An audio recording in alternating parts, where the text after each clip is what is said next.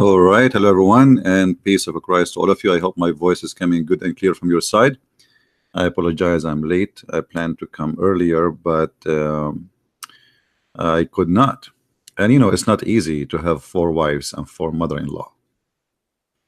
By the time I explained to each one of them that she should go and leave me alone, it took me a lot of time. However, I was thinking to make a verse like what Muhammad did when he had a fight with his wives,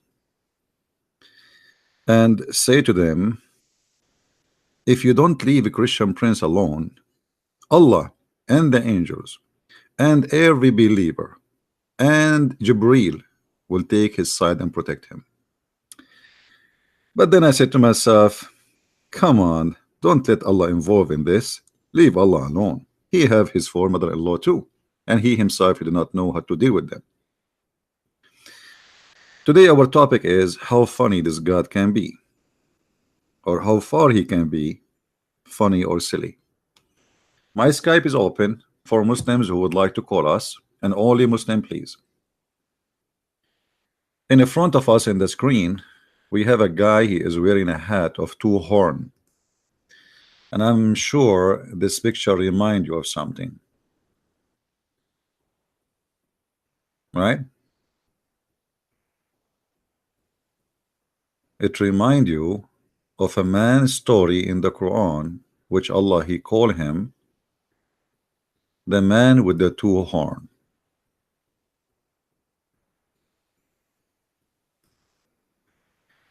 And why this man was called the man with the two horns according to Allah? Do we have any Muslim would like to tell us?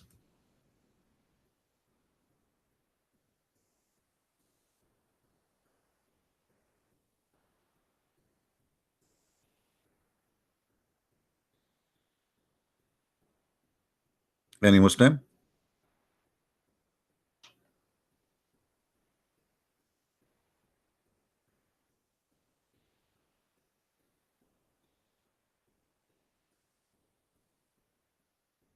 Who is a Muslim? Please invite your friends, guys. We have only 222 people. What happened?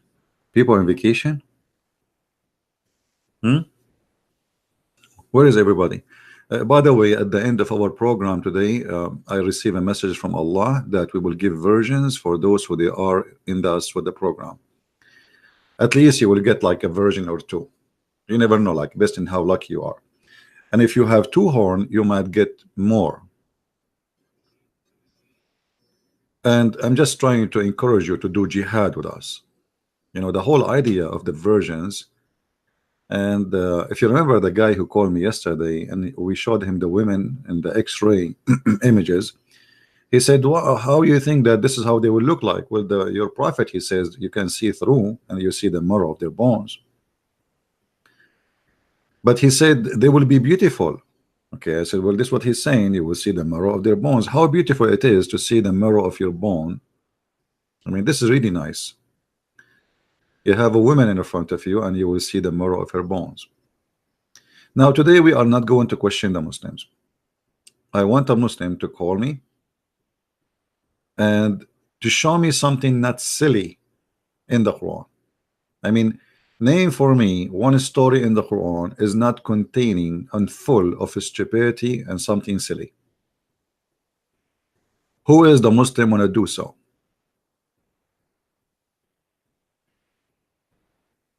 Who is the Muslim want to do so? Nobody?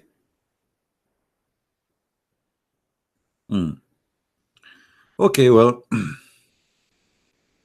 I think the Muslims, the reason they are not encouraged to show us something not silly in the Quran, because they are sure that everything in the Quran is nothing but a silly stories.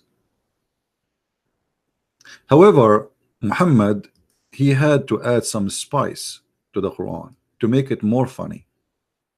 I mean, the Quran alone, it's boring without Muhammad making some spice to it. And by the way, the Quran itself is nothing but made of Muhammad. Most of it is made by Muhammad and the rest is made by Waraqa, and he copies stories from others. But as an example,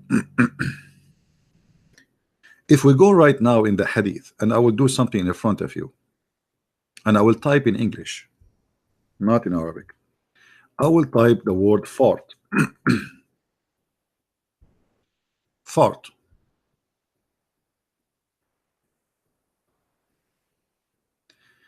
You will notice that farting take a lot of space in Islam. And you know, I mean, I understand that farting is really, really important. I mean, look, you are a god and you have people who fart, and then they need advice. I mean, who is going to advise them about farting? Who? If Allah don't do it, if the angels don't do it, if Muhammad don't do it, who is going to do it? So we have to have a guideline, and we have to have a doctor or a clinic for farting. The Prophet said, Allah does not accept the prayer of any of you who pass wind. By the way, they are trying to make it look nicer in English. Pass wind. What pass wind? It says fart. And here, you know, I mean, imagine you are praying all day long, and then suddenly you did fart. You know those Americans, they eat too much beans. You know that, right? American, they eat too much beans. I mean, almost every day they eat beans, and beans make fart. So now here Muhammad, he is saying something very serious. If you farted, Allah don't even listen to you. And this is for sure. I mean, this is wisdom here. I mean, okay, I am God and you are praying to me, and I made you with a stomach which have food and generate gas, and then you fart. But this the fault of who? The fault of the man or the fault of God? If this is a problem for Allah, why he don't fix that defect? Make the man a person who don't fart.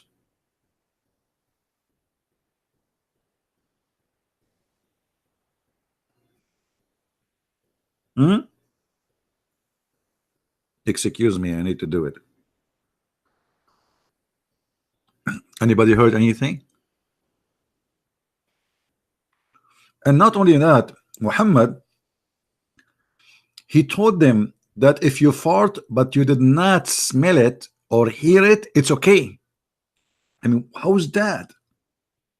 So Allah don't accept fart, or he don't accept fart? Allah, he accept only silence fart. What? Okay, what is the difference between a fart with noise and a fart without noise? Do we have any Muslim can explain to us?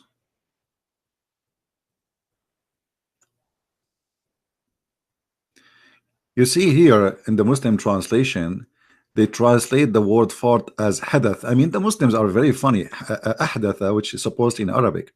So why you are putting the word there? Why you don't put the word fart? They are ashamed of it, you know, like that. They are making it hadatha. Okay, how in the world somebody who don't speak Arabic, he will know what this hadatha mean? And what hadatha? It's not even hadatha. It's a wrong writing. It is ahdath. Do you see? Do you see how silly? Suppose this is translation, but the point of this, if you as a foreigner you read this, you will not know what he's talking about. If you commit hadath, what is that? And commit, I mean, what do you mean commit? Brother, count for me the sin you commit today. I did fart. You commit farting? Yes, brother. Brother, do you know if you commit farting, the Prophet, he said that your prayer, brother, is not accepted? You commit farting. Don't tell me you will take him to jail.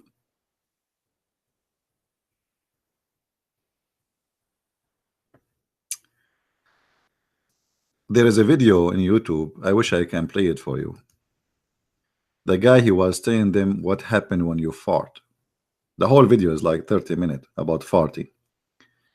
I played it once in a seminar in a church. People, they die laughing.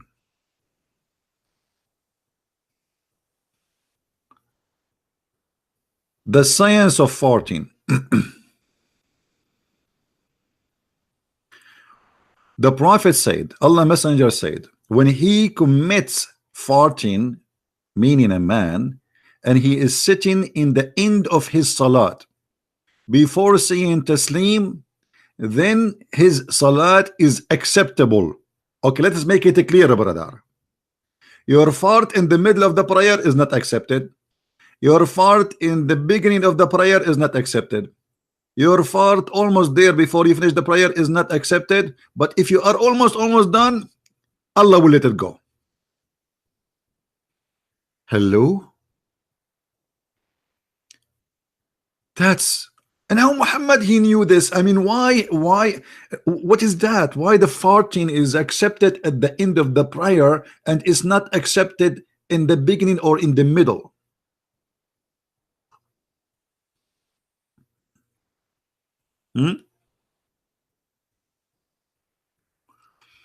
Let us see something else.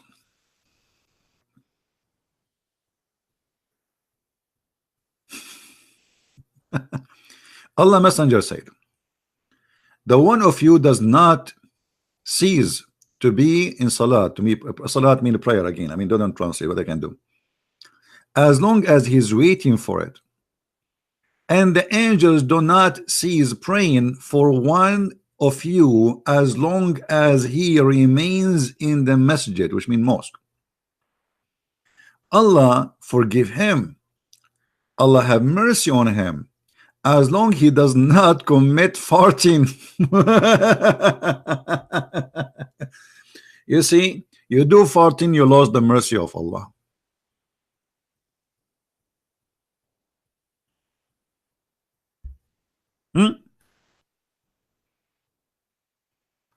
I mean, do you see how serious the situation is? Angels are praying, everything is fine. You do farting, things is messed up. You are out of the mercy of Allah. Allah don't want to see you. The angels will not even listen to you.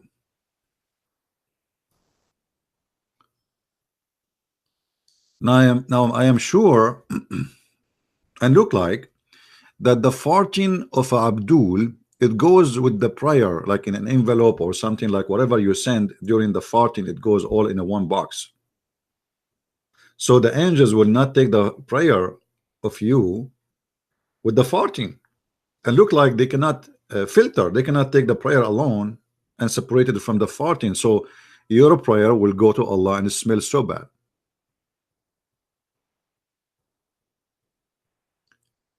And here we notice, that Muhammad, obviously he have an extra knowledge which we don't have. I mean, obviously he is a prophet of God. Otherwise, how Muhammad became a specialist in farting, yet he do not know how to write, how to read? How a man who do not know how to write, how to read 1400 years ago, he can write books about farting?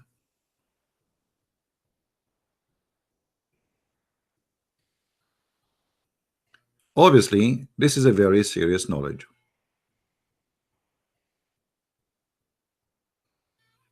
And this is a very clear sign of a prophethood of the Prophet Muhammad.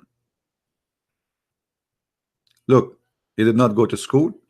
He did not even have high school. But he knew exactly the impact of farting on Allah. Not only that. Not only Muhammad, he says, if you fart but you don't hear it and smell it, you can continue the prayer. Muhammad, he go beyond to the unseen.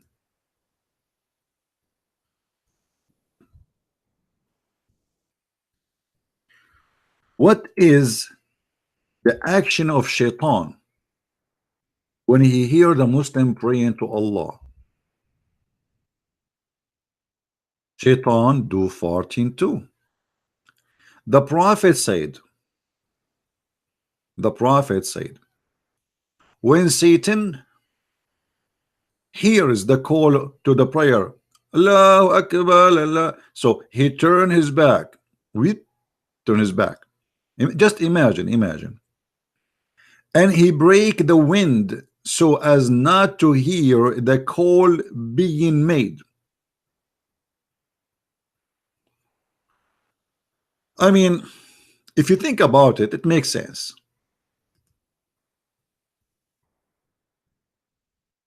We have to be honest. Shaitan, he don't want to hear the prayer of Islam.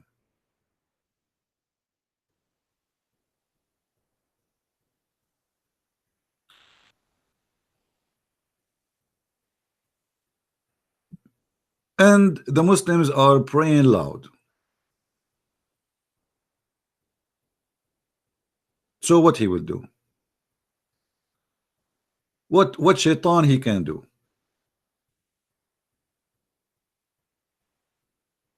Poor Shaitan. He don't have a stereo. He don't have headphones. He don't have anything. The only thing he can do is farting.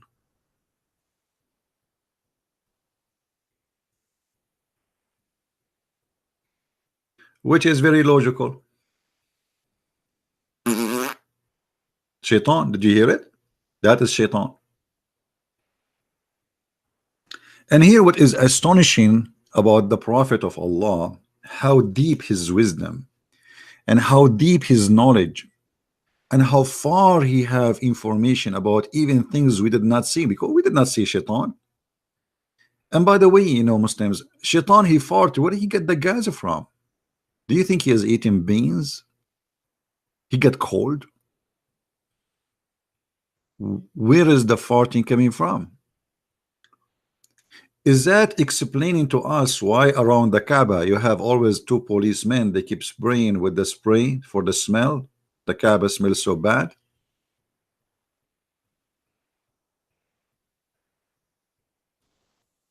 That's amazing.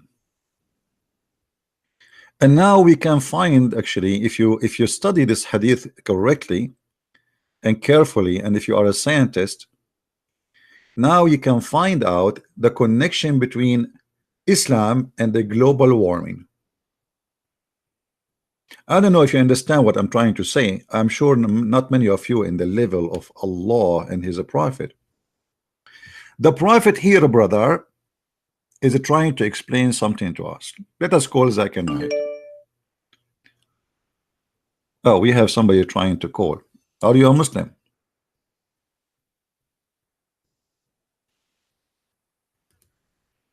Let us see. Don't call me unless you are a Muslim.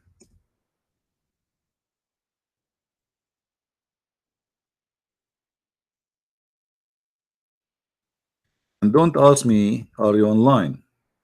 I'm not here to answer you. Subscribe to YouTube, you will know.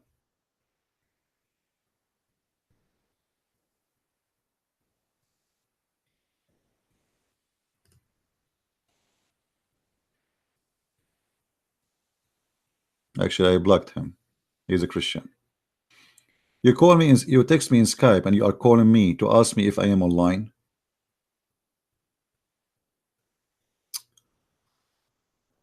So we go back to our topic.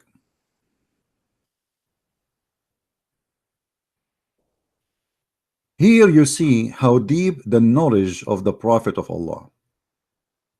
According to scientists, cows, they produce a lot of CO, carbon gas, which is very harmful and cause global warming.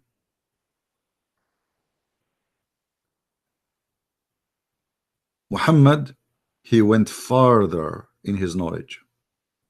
It took the scientists a lot to discuss what the impact of cow farming and cow growing on the atmosphere. Do you know how many shaitan we have? A lot.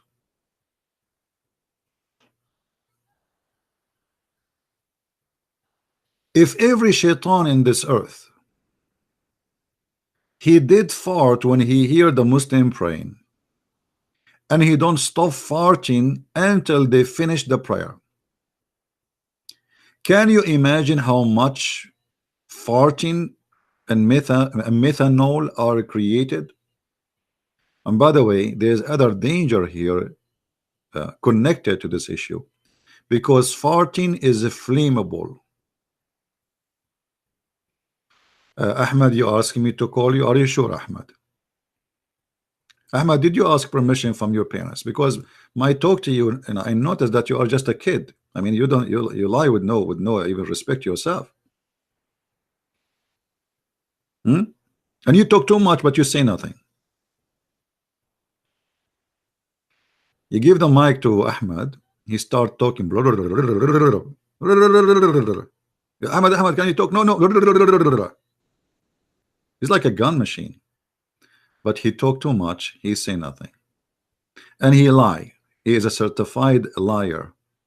Like yesterday, he said to me, in Islam, it is not permitted to own slaves. And then we showed him from his own website, we got him busted. And we showed him in Arabic and we asked him to translate, and he lie in the translation.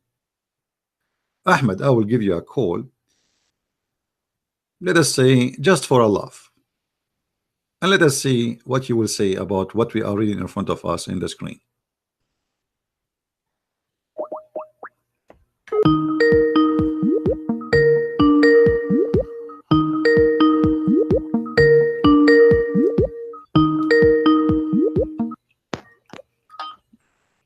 Yes, Ahmad. Hello. Hello. Assalamu alaikum. Wa alaikum assalam. So what do you think, Ahmed, about your prophet saying shaitan he Come fought on, when man. You are pray? saying the same thing that you say. You are saying I am crying like a baby. You said the same thing about Abdul Wadud. And you said, you know, man, the thing you did, I answered all your question yesterday. And I have a lot of views of people today are saying you busted him. Really? And now you are making jokes. You hang the phone on my face 2 times. Okay, because let us go from zero. Everybody is laughing. You said yesterday that Aisha, no, she let's was go from zero, let us see how many lies. No, you said no. I will go back to zero. You said yesterday Aisha, she was 18 when she married Muhammad. This is a big fat lie, and I got you busted. I show you Islamic website you gave me yourself saying that this is a big fat lie. Number 2, you said to us that a Muslim is not permitted to own slaves, and I show you from the same website you gave me, it says it is the opposite. You are permitted. The one who says it is not true that you are not permitted to have slaves in Islam. How many lies yesterday you told me? What else, guys? Remind me what else he said yesterday. Everything you said, it was a lie. Not a single thing. And I am the one who show reference, and you are the one who just give me speeches. What about the sperm coming from where? I showed you from your website that the sperm, according to Islam, come from the location of the necklace of the women. What else? Remind me. So yeah, about, what are you talking about? You spoken about the fahisha. Fahisha, yes, it's about lesbian, and you agreed yourself in the beginning. You say it's not about lesbian, and then after 5 minutes, man, you know what? You know what? When I heard it again today, I did tell you in the beginning, it's not about lesbian alone. It's about lesbian, adultery, about everything. My friend, it says women. It says women. It says women. You speak Arabic, I speak Arabic. Okay, so how women they will do adultery if there's no man? It says your women who do that. The Quran make a punishment clear, 2 verses, one after one for the homo and one for the lesbian. So the one for the homo is 16. First of all, you need to have 4 people to testify on this, and then you don't kill them, you don't do anything, you just put them in the house. Okay. What do you want? You want to have homosexuality around your society? Do you want that? I want to ask you a question. So why you don't do the same to the Abdul? Why, if Abdul he commits sin like you, if Abdul like you who became a homo, why you don't jail him until he died? Homo. I am married. I have 2 kids. Alhamdulillah. I don't know about you. I'm not saying you are, my friend. This is not my business. You can be if you want. No, you said you are Abdul. You are homo. I'm saying I'm saying why you don't do the same for Abdul. All the Muslims are Abdul. So when we speak about, excuse me, what is Abdul? Abdul is Abdullah. All of you are Abdul. Your prophet says that. I can show you the hadith. All the Muslims are Abdullah. You mean you call us Abdul because we worship Allah, right? You call yourself actually a sheikh. You are the one who told me that you listened to my debate with Sheikh Abdul Wadud, right? His name is Abdul Wadud. Okay, and he said to me, I will give you an example. If there is 2 guys, one his name is Abdul and one his name is Abdullah, correct, guys? Even your sheikh, he gave me that. So why you are upset? Okay, now we go back. We go back to zero. Okay, now let's go. Okay, hold on, hold on. Okay, hold on, hold on, hold on, hold on. You said to me, do you want to have a homosexuality in your society? Well, I'm asking you now, what kind of justice to make a differences between the punishment for females who commit the same sin as men? For the women, you jail them until they die, and you agreed. But in the case of men, you beat them with sandals, and if they repent, you let them go. No, we don't beat them with sandals. Okay, let us see. Okay, listen. Me and you. No, no, no. Me and you. Let us make an agreement. When someone of us says something, you have to prove it. Is that fine? Okay, fine. Okay, I will go right now to Tafsir. Hold on. And also prove it. You bring the whole truth. You don't. No problem. Here we go. Everything in the screen. Everything in the screen. Here we go. For me, when I say something, I have to prove it. I go to your Islamic interpretation. And your Islamic interpretation is saying that clearly is a guy who's married do adultery, he's killed. He's married. If he's married, he goes. There's no verse. There's no verse in the Quran for that, and I challenge you. Man, you know, understand. Don't tell me la hawla wa la hawla hawla. Show me the verse in the Quran. I challenge you. There's no such a thing. This is you got something from the Hadith. So you Muslim, you don't follow Allah. You follow Muhammad. No. This is, hold on, listen, you see, you Muslims are like a kids. When you speak to me, speak with respect. I am the master of Islam. Listen to this. Says, listen, everybody is laughing at you, not at me. Tafsir al-Jalalain. And when two of you and he says, who do you do the act of adultery or homosexuality? Hold on, let me talk. Don't want me to talk like let me read. Let me read. You said to me, show me the reference. I don't want you to read. I don't want you to read. I will not address this point. Wait a minute. Why? Let's be fair, because I saw the video yesterday. It was nice, but we talked too much and we lost a lot of time of putting verses on the screen. But we started already. I'm asking you why Islam punished the women by jail to death if she is lesbian, but you just punish the man by beating him by sandals. This is Quran. Okay, you mean if a man commit adultery, we just punish him by sandals? If he is a homo. Read it. It's in front of you. The homo? Okay, no, my friend. The homo, even the man, he have to die if he commits something. This is not in the Quran. I'm asking you about the verse in the front of us. The verse in the front of us, it says, وَالَّذَانِ يَأْتِينَهَا مِنْكُمْ فَآذُوهُمَا. And those of you, the men who do that, hurt them. How you hurt them? Your sheikh explained. Beat them by sandals. Wait a minute. You know what adhuhuma means? Adhuhuma. Let me explain. Adhuhuma, there is adhuhuma wa darar. Ad-darar means physically. Adhuhuma means not physically. The opposite term, physically.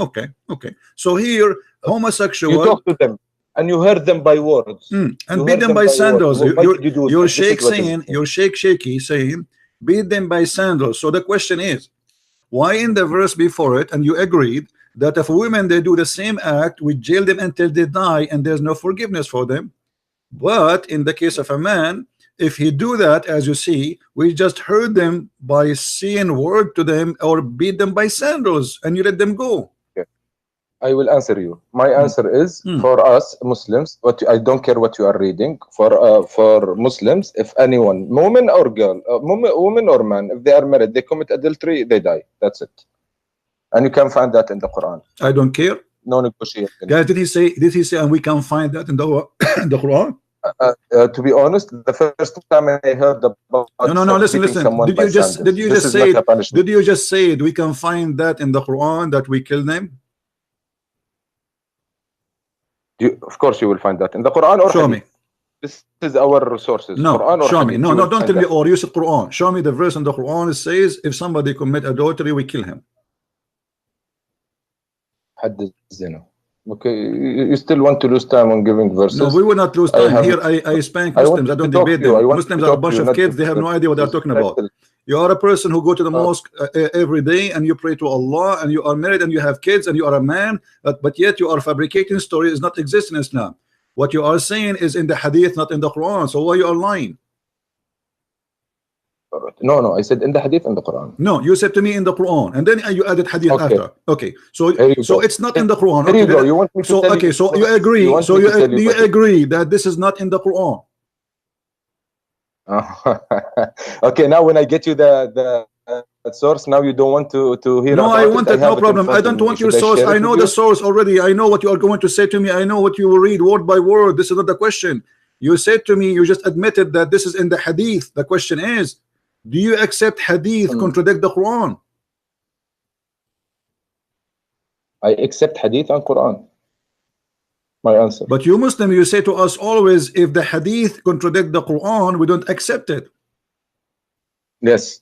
Okay, but the Quran never says kill them. But the hadith does. It doesn't contradict. Thank you very much. No, it contradicts. It contradicts. In the Quran, there is a punishment. No, in the Quran, punishment is to beat them only, not to kill them. Okay. Should we go to a better point? I wanted to talk to you because you are. Why you are jumping? Why you are jumping? Now you are taking advantage of people who are English, and you are a little bit. I'm taking advantage of you speak Arabic from here and putting words there and trying to be smart about stop it. Changing topic. Why you are taking the word of your prophet against the word of Allah? Which one you worship, Allah or Muhammad? I worship Allah. Okay, so Allah, he says, if a woman or a man they commit adultery, we beat them, we lash them, and not in this case here. This is different verses. Okay. So why you follow Muhammad? We beat them. Okay, continue. Okay, so why you accept the hadith where it says kill them when the Quran did not say nowhere to kill anyone for committing adultery?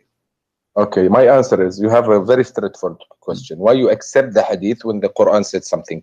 Because to me also, the hadith is a very reliable source. If there is something in the Quran that is not mentioned, we can take it from the hadith. But 99% of the stuff is mentioned in the Quran. Okay, so we only take from the hadith what the Prophet did, what the Prophet say, so we should do like him and we should say like him. This is exactly what I can tell you about the hadith. Let me answer you. Is it true that you used to have a stoning to death verse in the Quran, but the goat ate it? First time to hear this. Okay. Do you have a goat at home? No, I'm not living in a farm. Okay, no problem. I wish to have a goat actually, but I wish to. Yeah, but for me, I'm afraid to have a goat because she will eat my Quran. This is your prophet, Aisha wife, saying, this is your prophet wife. This is your prophet wife. Hold on. This is your prophet wife saying that there was a verse for stoning to death, but the problem, the goat ate it. Okay, you are realizing that you are bringing stuff from the wife of Rasul said, the wife of Muhammad said. You're not bringing anything from my religion, the Quran. What is telling me to so do? Now your wife say, the wife of the prophet said, isn't it your prophet? You Muslim Sunni, you say that the prophet says, took your religion from Al-Humayra? No. Take your religion from the blondie? No. Take your religion. Are you from farting God. or what? Why are you asking yourself? Are you farting? Are you farting? From the blondie, Christian? Did you fart? What does it mean? Did you fart? Did I fart? Yeah. No, I didn't. But I might. Okay, my friend. I knew as long you did fart, because I heard you squeezing and doing something. The prophet, he says, if you fart, Allah don't accept your prayer. Yes. Why? Agree. Why? Because when you are in the mosque, you have to be clean, pure. Everybody, before you go to pray, you wash yourself. Then you go to pray. Okay. But what your prophet said, if you say if you fart before the end of the prayer, it's accepted. No. If you fart before the end of the prayer, you stop the prayer, you go wash yourself and come pray again. Well, let us see the hadith, my friend. Let us see the hadith. The hadith says the opposite. Here we go. Here your prophet saying that Allah don't accept you for your prayer if you fart. And then here, let us see. Your prophet said,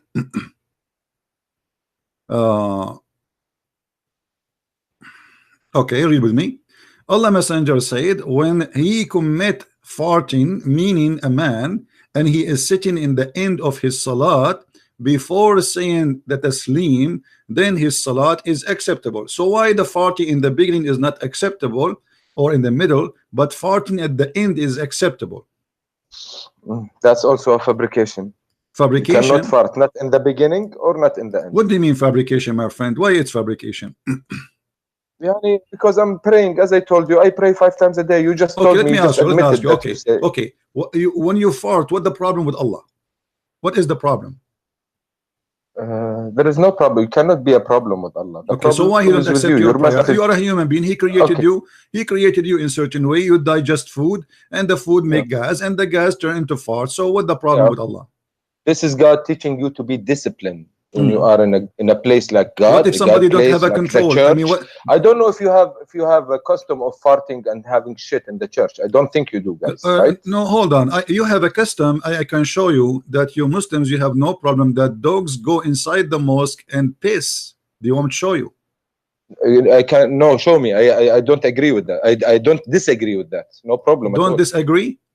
Yeah, no, don't disagree at all. Why? Why should I disagree? When there is a dog so, that coming so in. how come if you fart, it's your prayer is refused, and if a dog go inside the mosque and this is the house of Allah, it's fine. Who's praying, me or the dog? I'm the one who's praying, not the dog. Yeah. So why you don't? If the dog is pissing somewhere in the corner, what should that do with my praying? I'm praying in the front. The dog went somewhere and he. Well, you are there. You are praying in the same ground. You are praying in the same ground where the dog he pissed. Thank you very much. It's about feeling. We don't take it literally. Read with me. Literally, no, literally. What literally? What feeling? There is a dog literally. Listen, here we go. My father said that during the lifetime of Allah Apostle, dogs used to urinate and pass through the mosque. Come and go, bzz, bzz, and they piss. You know how the dogs they piss in your leg, they piss in the wall, they piss everywhere. Nevertheless, they never used to sprinkle water on it. You don't even clean it. Okay. Done? Finish? Yeah, answer me. How in the world a dog he piss inside the house of Allah, and you Muslim you don't have a problem with that, and at the same time you don't even clean it? I would know. Here, where is your mistake? Sometimes who on earth doesn't clean where is the piss or what you tell me you Muslims don't. Here we go, the hadith in front of you. This is Sahih Bukhari. This is according to you, my friend. We are the most. I think this is my opinion. I think Muslims are the most hygiene people in the world because we should wash ourselves 5 times a day and pray 5 times a day. So yeah, we are very hygiene. Right. Yeah, right. The Muslim, they were the most hygiene people in the world, and your prophet was full of flies. Now, as long you are the most hygiene people in the world. God help you, my friend. God help you. Allah yahdik. Okay, are you going to answer or not? You want to call me names or what? No, look, answer me. Question. Why you are not? Here we go. This is the hadith in front of you. This is Sahih al-Bukhari. Don't tell me it's weak. Don't tell me play the game. This is Sahih al-Bukhari, and it says it clearly: dogs get in, dogs get out, and nobody even care. Okay, yes, we don't care. The dog is a creature of God. If it came, I will not beat it out of my mosque. I will not. If I can prevent it to do something before it does it, yes, no problem. But if it's already doing it, I cannot stop it. Khalas, it happened. So imagine if you are peeing. Imagine if you are peeing and you are safe. What if someone comes behind your back and stops you? Okay, what if it's a man? Even the man. God, I think there is also an incident with Prophet Muhammad. Someone was taking a piss in the masjid. He was drunk or something, and the Prophet Muhammad and his disciples wanted to kill him because he's peeing in the mosque. And Muhammad told them, "No, leave him alone." Okay. So what does that tell? So you can piss. You can piss. Right? Okay, you can piss in the mosque, and there's no problem with Allah. Yes. No. Why? You said to me we are very hygiene people. You said to us we are very hygiene people. Why a Muslim guy he will piss in the mosque? No, I did say you don't go to the mosque to piss. No, this is a guy. He was pissing when the people are praying in the mosque. He is in the mosque. It's a small room. It's not like a big place. So the guy he zip and he grab his penis and he start pissing. And you're a prophet. He have no problem with that. According to the Bible, when Jesus saw the Jews sitting and buying in the temple, he flipped their tables and he kicked them out. How come your God? How come your God Muhammad don't have any jealousy for? Muhammad is not my God. Alayhi salatu wasalam. He's my prophet. He's your God. No, he's my prophet. Okay. He's not my God. Say the shahada for me. أشهد أن لا إله إلا الله وأشهد أن محمدا رسول الله. Translate. I bear witness that there is no God but God, and I bear witness that Muhammad is a messenger of God. All right. Now, So now you just associate the name of Allah with the name of Muhammad. Why? No, I can say it in a different way. No, you cannot. I bear witness that God. I bear witness that God is.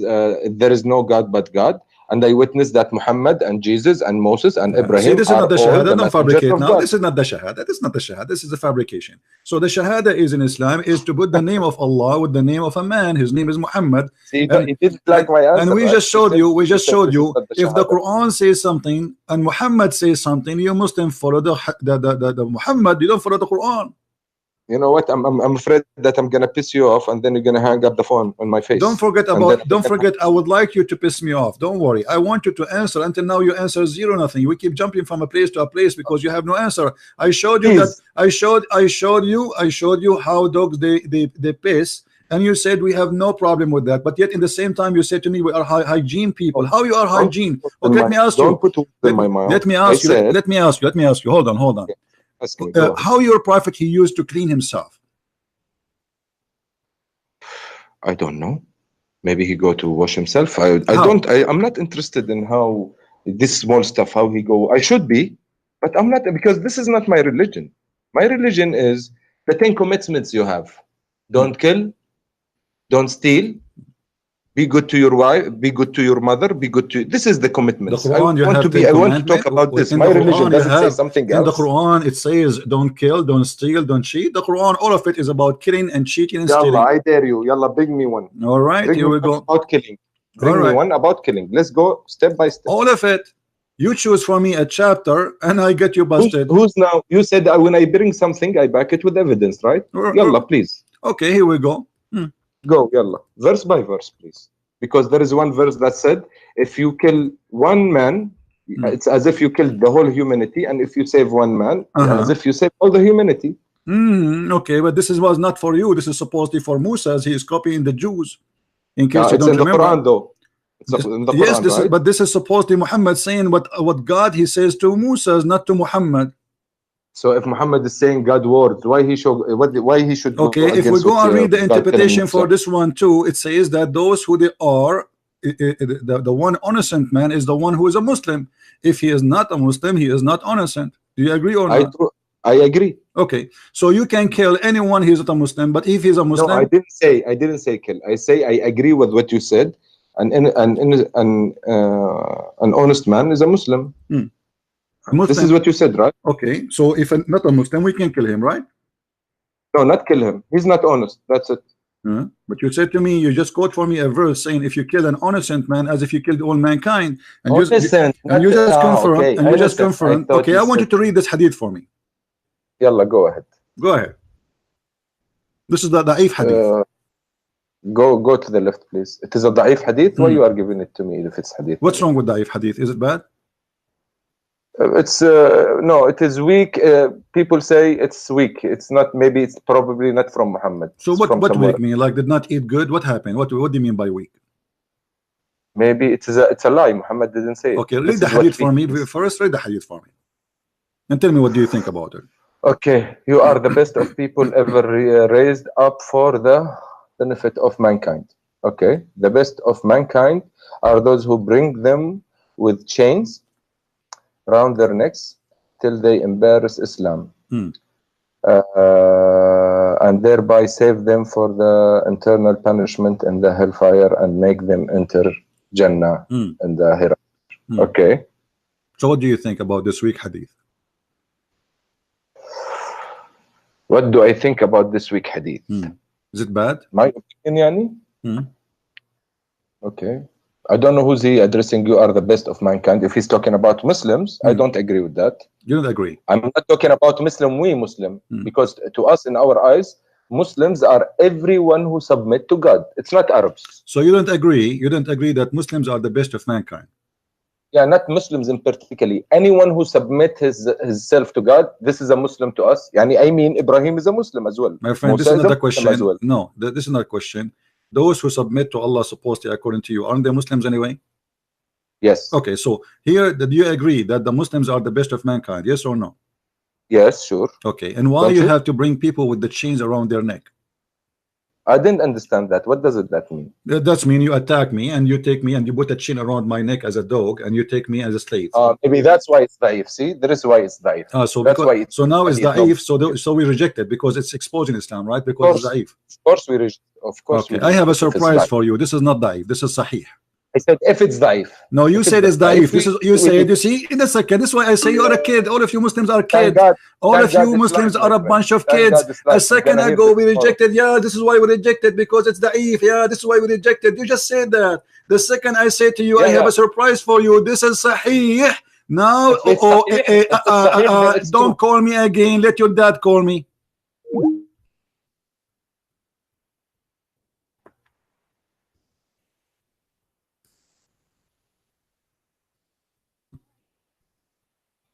I did not open a nursing school.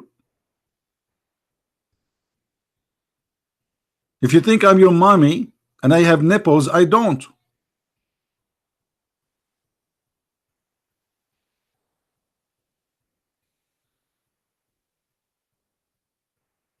Do you see how they are? They have no honesty. They're a prophet. Oh, brother. Oh, Allah Prophet, he said, don't kill innocent people. But innocent people in Islam is those who converted to Islam. Otherwise, everybody is a target. You, Muhammad, he unleashed Islam on anyone, and the fighters of Islam on anyone don't accept Islam. So the duty of a Muslim, and this is in the Quran, chapter 3, verse 110, it says you are the best of mankind. So the Muslims are fascist. The Muslims are Nazi. They think they are the best of mankind. And because they are the best of mankind, they believe they have the right to enslave every human being. It doesn't matter who you are.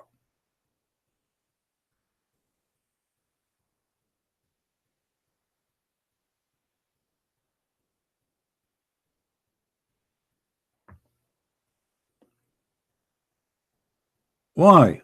Why you do that to yourself? Why you bring humiliation for yourself? Why you change your opinion in the speed of light? And this is why I say to you, Christians, Hindus, Buddhas, it doesn't matter who you are. When we debate Muslims, we don't debate them. They play games. They are not decent people.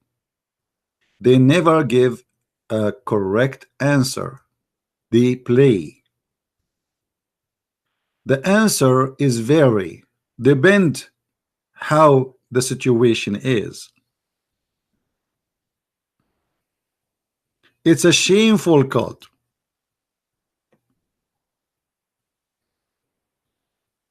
Disgusting cult.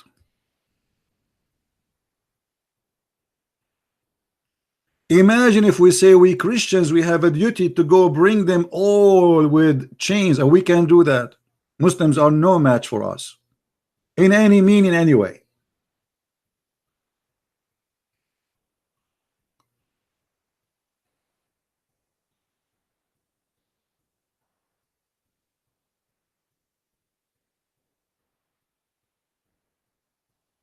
But we are not filthy. Jesus said, love your enemy. Muhammad, he says, kill them, bring them with the chains around their necks. And the liar yesterday, he was telling me that in Islam, we are not permitted to own slaves. And the prophet of Islam, one of his names actually was Ba'i'ul Abid, the one who sells slaves. And he bought and he sold and he made and he created millions of slaves. Until now, slavery is lawful in Islamic countries.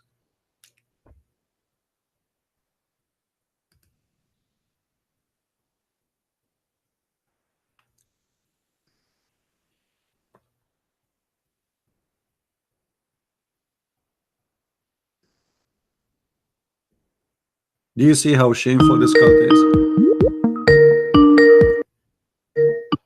Why you are calling me Abdul? I am calling you because you are making a joke of yourself. When I destroy you, you hang up the phone on my face. Come on. Boy, he destroyed me. I did. There is people listening. You know, brother, you remind me when you Muslim, you have war with Israel and you lose the war, and each time you claim victory. So the first war with Israel you lost, the second war with Israel you lost, the third war you lost Jerusalem, and still until now you claim victory. No, we are not claiming victory. You do, and you celebrate victory every year. Let me ask you now. Did you say to me that I reject this hadith because it's da'if? We lost the war, but why did we lose the war? Because of people like you. People in Palestine are killed and dead every day. They are dying every day because people of you. Okay, what? Let me ask you. What you are doing? Okay, hold on. What you are doing? Hold on. If you ask me, if you ask me, I would love to go and join the U.S. the Israeli army in case there is a war, because this is their land and I can prove it. This is what I want to talk about. You want to talk about this? Bring a Palestinian guy and bring an Israeli guy. Ask both of them. Ask the Palestinian guy. Where were your fifth grandfather? He will tell you buried in Palestine. So what? Ask the other Israeli guy. Tell him, where is your fifth grandfather? The first time, hold on. The first time the Muslim they enter the land, it is during the attack of Umar ibn al-Khattab. Before that, there's nothing called Arab in that land. Do you agree? Before that, Arab was not exist. Come on, Arabs was we are descendant from the Ismailis. What Ismailis? Don't give me this garbage, my friend. Don't go there now. Listen. In Jerusalem, in the attack of Jerusalem, everybody knows that Umar ibn al-Khattab is the one who attacked Jerusalem and he took it. And before that, nobody speak Arabic there. Let me ask you now. Let me ask you. The Jews, they say that Jerusalem is their city and Israel is their land. Do you agree with them or not? No, I don't agree. So you are saying whoever says that is a liar? I say whoever says that Israel, their land is in Palestine. Yeah. Is a liar? No. They started there, but now it's not their land. Why now? It's Palestine land. Why now it's not their land? Why now it's not their land? Who is the one who gave them that land? Oh my God! Don't say oh my God. So do you deny? Say oh my Father. So oh my Allah. Okay. Don't say. Wait a minute. Now you are in America, right? No, I am in China now. Okay, America. Didn't they come and they killed all the Indians? No, it's not true. It's not true? Not true. The Indian, they were killing each other. Almost they are finished killing each other. And actually, let me tell you about America, Abdul. In America, if you are an Indian, you don't pay tax. I pay tax, which means Indian in America, they are treated more high than any American. They have a special right.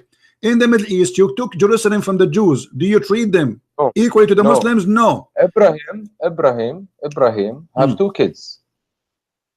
Right? Really? And yes, Ishmael and Jacob, and we are brothers. Okay, we will go there. We will go there later. We'll go later. Now answer me. Who is the one who gave Israel, the Israeli, their land? God. What is the name of that God?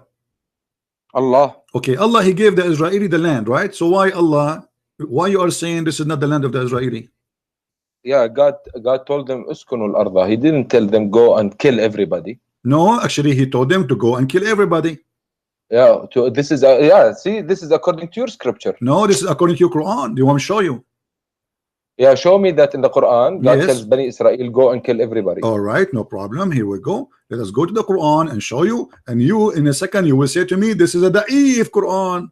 You promise me? No, this is Quran. There is no da'if and no da'if. Okay, here we go. This is the Quran, chapter 5, verse number 20. Read it. Yeah. Oh man. I read my scripture in Arabic. Read it in any language you want. Let me read it for you in Urdu. You know, see, you are making jokes of yourself. You are making fun of yourself. I am making fun of you. You are saying to me the Quran did not say to the Jews go and kill whoever there, when the Quran is saying that of course, literally. You know, because if the Quran tells the Jews go and kill everybody. Yes, it says that. Read it. Here we go. Read. Why you are reading in your heart? I want you to read loudly. Be proud about your God saying, hey, Jews, go and kill the Palestinians. When Moses said unto his people, "Oh my people, remember Allah favor into you, how He placed among you prophets, and He made you kings and gave you that which He gave not to any others." Very good. So very good. Continue, brother. Don't stop. Very good. Okay. Any other of His creatures? Okay. Oh my people, go into the Holy Land, which Allah engrade for you, then not in fight. So it's telling him not to go and fight everybody. It says that. For sure. It says that. Oh, it says go and fight. It says go and fight. Turn not in fight. It says, right? No, a flight. This is a flight. This is not fight, my friend. You are not reading rightly. It's not a flight. It's not fight. It says a flight. See, that's why I'm telling you. Give me my scripture in Arabic, right? No problem. You can let's read it first in English, and you can read it in Arabic. No problem. Okay. They said, "Oh Moses, a giant people train and we go not into." See, it doesn't make sense in English. That's why you guys have a confusion. He said to him, in the Palestinian, they are giant people. Your Yasser Arafat is not even the size of my to the height of my knee. So as you see, the Palestinians have nothing to do with those you call them Palestinian today. Those are giant people. And here you will see it says that he is ordering. Hold on. He is ordering. No, this is not an argument. Your argument is your Allah. He ordered the Jews to go and kill the Palestinian. You said to me, shut up. You said to me, nowhere in the Quran it says. It says you said. Let me spank you nicely. You said, and everybody heard you. Everybody heard you. Listen, you said nowhere in the Quran it says Allah. He said to the Jews, go and kill the Palestinian, and the verse in the front of you. And then why the you Jews, are not putting it in Arabic? My question. I will put it in Arabic. Here we go. Read it first in English. Yalla. I read it in English. Thank you very much. No, you did not finish yet. No, you did not finish. The Jews refused to kill the Palestinian. They refused. Allah get angry from them, and He cursed them for that. And He made them lose their way in the desert for 40 years.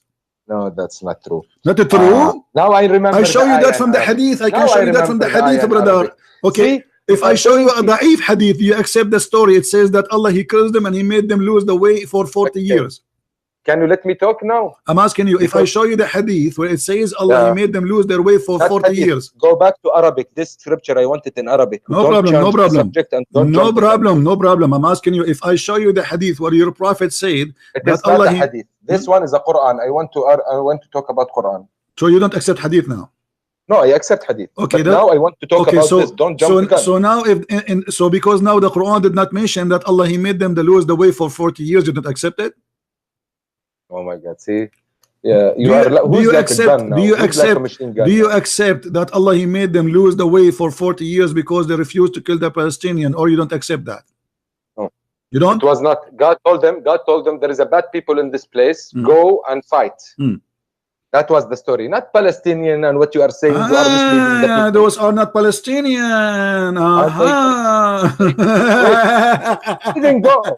Didn't go. Okay, listen. So did Allah curse them because they did not go and kill those people, and He made them lose their way for 40 years? Yes.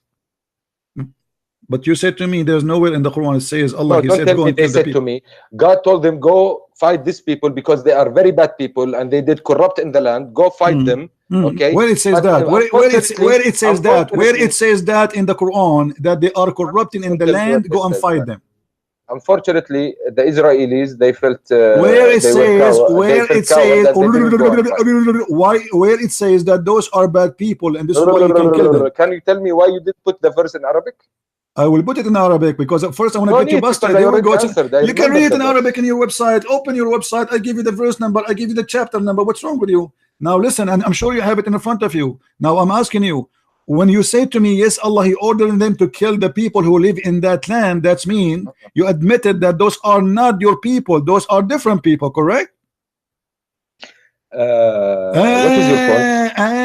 Yeah. So now my point is that you are a liar. You Arab, no, I'm not a liar. The Arab never been there. We are the Arab. We are the Arab, and you are not an Arab. I think you are an immigrant from somewhere. I am an Arab. You are not. Yemen. And listen, we never been there, and we never enter in that land until Umar ibn Khattab he came. And you are a liar. And here you just say, and you just say, admit, and you just admitted those are not Palestinian. Everybody heard you, guys. Did he say those are not Palestinian? So okay, I am asking you. I'm asking you why Allah created war. Why Allah gave the Jews the land if He didn't deserve it? Do Allah knew the future that the Jews are not good? Why He gave them the land? Okay, can I answer now your question? Go ahead. Please let me answer. Yeah. Okay. You are talking about Umar ibn Khattab. Umar ibn Khattab, when he came, he didn't take the land. I'm not talking about Umar ibn Khattab now. I'm talking why Allah He gave them. You mentioned Umar ibn Khattab. Why Allah gave the land to the Jews. Stay with me. Focus. Stop playing with your nose. Why Allah He said to the Jews, this is the land Allah assigned into you. He assigned It's a land or the night for you. It's or the night for you, like heaven. So Allah is the one who said that He gave them the ownership of the land. Yeah. But they got lost in the desert because they didn't follow His okay, but rules, then He right? made them still. He took them there and He gave them the land. 40. No, He didn't give them. He told them, go take the land if they do His words. They didn't do His words. No. Here we go. The story there, it says you see, just to show you how silly you are. The verse in this is the verse in the Quran. This is not a hadith. It says, their Lord said to them, for this land will be surely forbidden for them for 40 years only, which means the forbidden is going to be only for 40 years. Why you are lying? I'm not lying. It's in front of you. Why you are lying, the brother? You know, you have some people in your chat. Brother, don't change the topic, brother. Brother, don't change the topic. It says forbidden for you for 40 years, not forever. You will not let me talk, right? No, I'm letting you talk, but I cannot let you escape. Okay, please. There is some people here in your chat. They are writing, this guy who's talking to Christian is a little bit intelligent than the people he used to talk to. So maybe you are used to talk to maybe people who doesn't know Arabic or stuff like that. No, my friend. But with me, you cannot deceive me. Let me tell you the history of people who talk to me. We have donkeys. We have a mule. We have little mule. So you talk to donkeys? Oh, you understand donkey? Yes. Well, your prophet he spoke to donkey too, okay, right? let me ask you. Did your prophet ask a donkey, do you like females? Allah, your questions are stupid about donkeys. Hold on. Okay, you're the one who said to me you talk to donkeys. Did your prophet ask a donkey, do you like females? Yes or no? Oh my God. Hey, let's talk about better points. Why you change the topic? You have a problem with so Muslims. Yes, I talk to donkeys now. Okay, so you're a prophet. He spoke to a donkey and he asked him and he said, do you like females? And then the donkey looked like he was a gay. He said no. He got angry. Now we go back to the zero. Now Allah said it's forbidden for you to enter the land for 40 years, which means this is the only anger. The curse is for 40 years, and after that this is your land. Where Allah He gave the land back to the Palestinian in the Quran? When Umar ibn Khattab came. Where Umar ibn Khattab, he was sent by Allah, saying to him, this is the land, take it. Where it says no, of course Umar ibn Khattab was sent by Allah. He's a prophet. Okay, hold on. Guys, prophet to whom? Wait a minute, let me finish. He was mentioned in the Jewish book. That's why I'm telling you, Umar ibn Khattab, he didn't fight them and take the land from them. They opened the door for Umar ibn Khattab and they let him enter.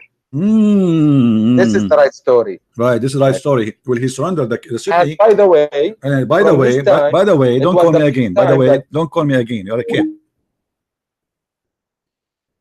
Go and read the Pact of Umar. Everybody will laugh at you. They forced to open the city because they will kill them all.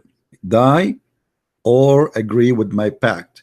And the Pact of Umar, you can read it if you read the chapter 9 verse 29 interpretation of Sahih of Ibn Kathir, you will see the Pact of Umar there, where he humiliated the Christians and he destroyed their life and he forced them to pay the jizya like dogs. And actually I have no respect for those Christians who live in that city at that time, and I call them cowards. I prefer to die before I let those savage people enter my city and force us to live like dogs. Just try to do that again with us and you will see what will happen. We are free people and we live free and we will die free. And this is what we did with you with ISIS and Al-Qaeda in Iraq and in Syria.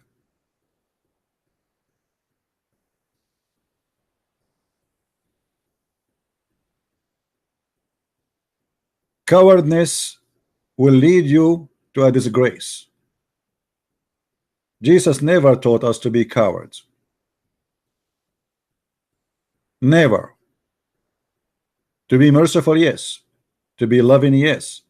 But not to be cowards. We are the Christians. And we don't hesitate to give our life for the Lord and to our family and to our land. And the one when I take it from us, you have to think not twice, 100 times before you do that.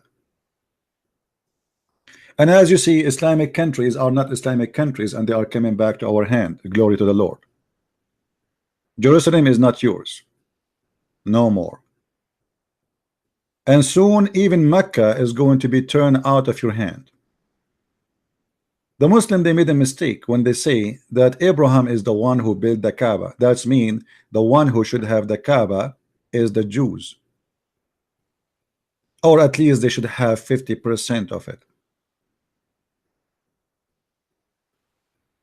Same time, the Muslim, they lie and they say that Muhammad is from Ishmael, and this is a very silly argument, because Ishmael was not an Arab and he is not the father of the Arab, for the Arab was exist before Ishmael. Even in their silly books it says that Ishmael, he married from the tribe of Jarham, which is the enemy of the tribe of Muhammad. So how Muhammad can be from Ishmael? If Ishmael, he did not marry from the tribe of Muhammad, he married from the enemy of the tribe of Muhammad.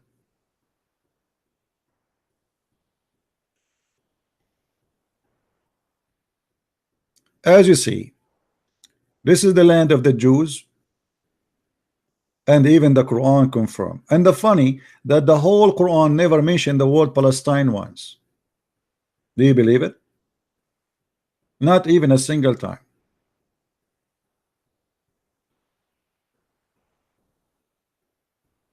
Imagine I am an Arab and I marry a Chinese, yet my son is a German. I mean, how silly that argument is. Ishmael is a son of his father, and his father is Aramic, and his mother is Egyptian. So at least we can say he's half Egyptian, half Aramic. How that can make him the father of the Arab when the Arab, they are exist before him? They say to you that he married an Arab. So if I go right now to China and marry a Chinese, I became the father of the Chinese. The Chinese exist long before me. I just marry a woman. Even the Quran confirm. It says that call them by the names of their father, which mean the sons should follow the identity of the father, not the identity of the mother. Which mean if the children of Ishmael are born, they should be called as Ishmael called. He is Aramic, for Ishmael is born of Abraham, who is Aramic too. Very silly, stupid argument. It goes even against the Quran. And nowhere in the Quran it says, even in the Quran, it says that Muhammad is from Ishmael. Not only that, the silly Quran confirm that the prophethood is in the children of Abraham from Isaac and Jacob only. Read with me carefully and laugh at the stupid author of the Quran. Chapter 29. Don't call me please if you are a Christian, otherwise I will block you. Don't call without permission, please. You are just disturbing me.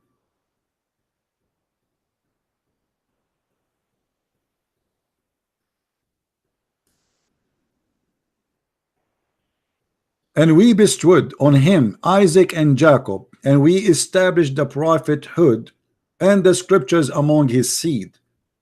Which seed? As you see, he mentioned Jacob and Isaac. Do you see it?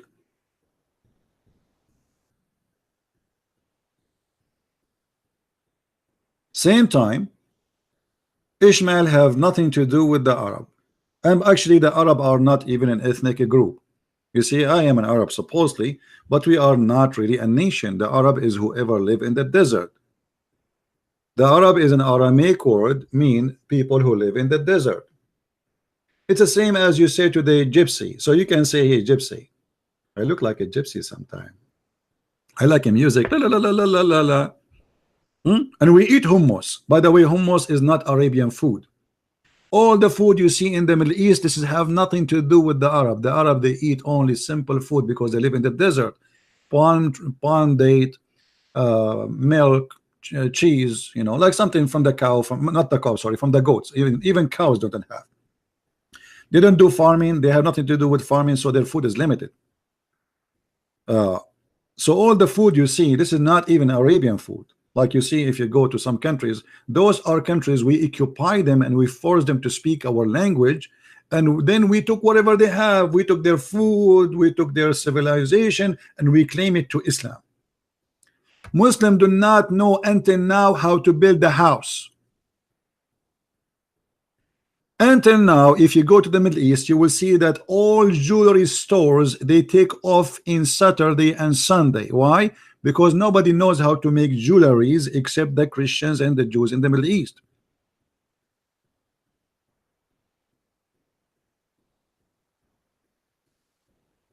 Even the mosque of the Muslims is built by Christians.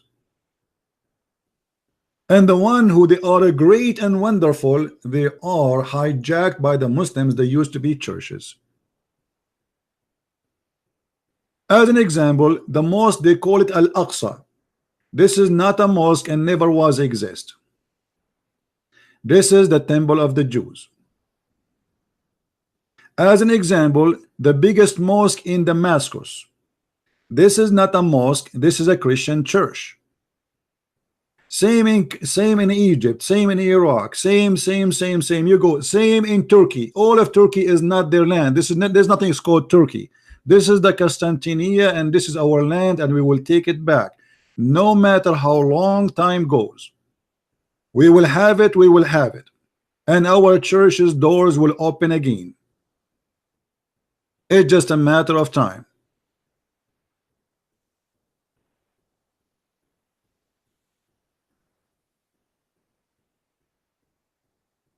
If you go right now to countries like Emirat, who built Emirat? Christians, Hindus, Buddhas. Muslims, Big Billy sitting home doing nothing. Until now in Saudi Arabia, they do not. There's more than 70 to 80% of the population do not know how to write, how to read.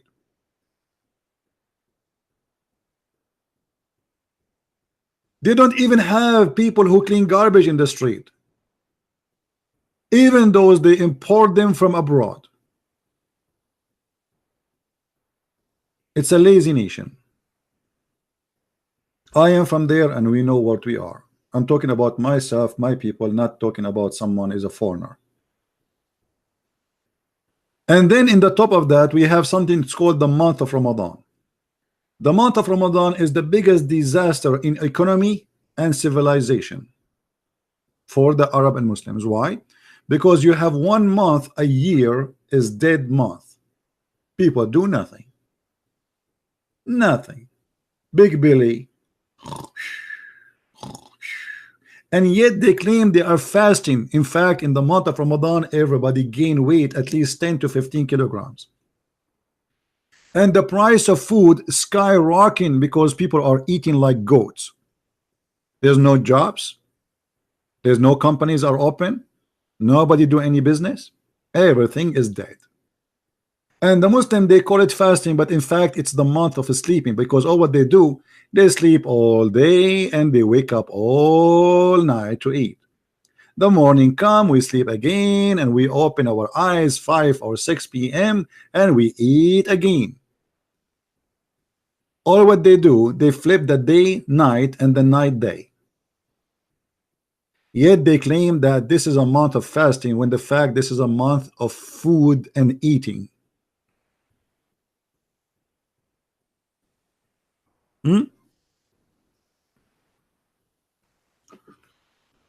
Now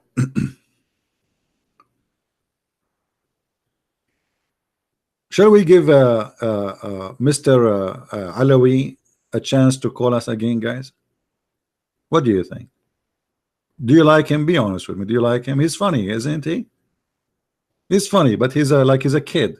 But he's an adult. He's not a kid. He's like, maybe, I don't know, maybe he's 30, 40. I'm not sure how old is he. But and funny, he says to me, people then the text, they are saying that I am smarter than the rest. And if you are the smarter than the rest of Muslims, how horrible the situation for Muslims then. If you are the smarter, and you are saying you agree that you are the smartest between the Muslims, how bad the situation, my friend, is. If this is the smarter between the Muslims, I mean, this is really, really a big problem.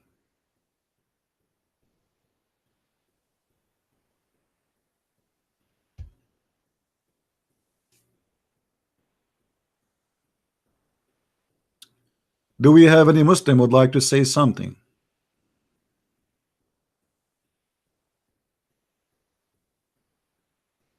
Hmm?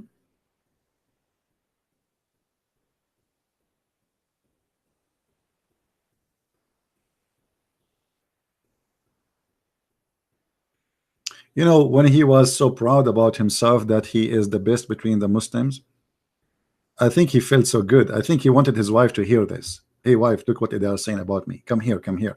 You remind me of your God saying in the Quran that he is the best of the creators.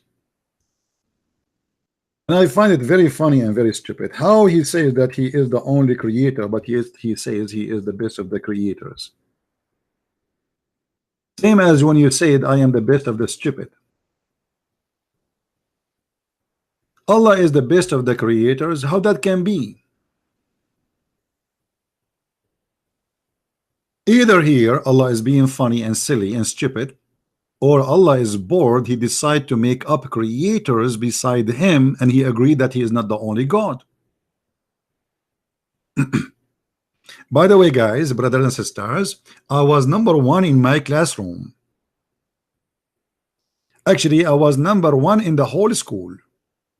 But what I did not tell you, that my school was at home and there's no other student but me. How you can say he is the best of the creators if there's no other creators? The story behind this, we know it. A guy was sitting with Muhammad. He is his scribe. His name is Abdullah ibn Sarh. When Muhammad he recited that verse before he arrived here to this point, the guy he added, so pleased be Allah, the best of the creators. Muhammad he said to him, put it there. The guy he said, but what? He said, but what you just said. He said, but this is what I said. He said, but it came to me the same as it came to you. And because of that, the guy he left Islam and he starts saying to everybody, Muhammad is a big fat liar. I said to him, and he said, I said to him so and so, and he said, write it there. So if Muhammad is a prophet inspired by God, well, I am then a prophet inspired by God too, because I am the one who said that. And this is all written in their Islamic books, not in the Christian books. All this scandals in their Islamic books.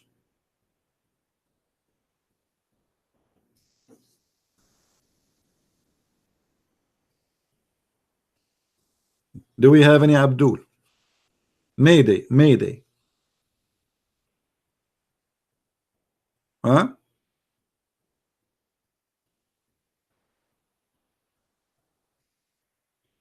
Actually, I wasn't the best in the class, because when I enter a classroom, that student run away. Unbelievable.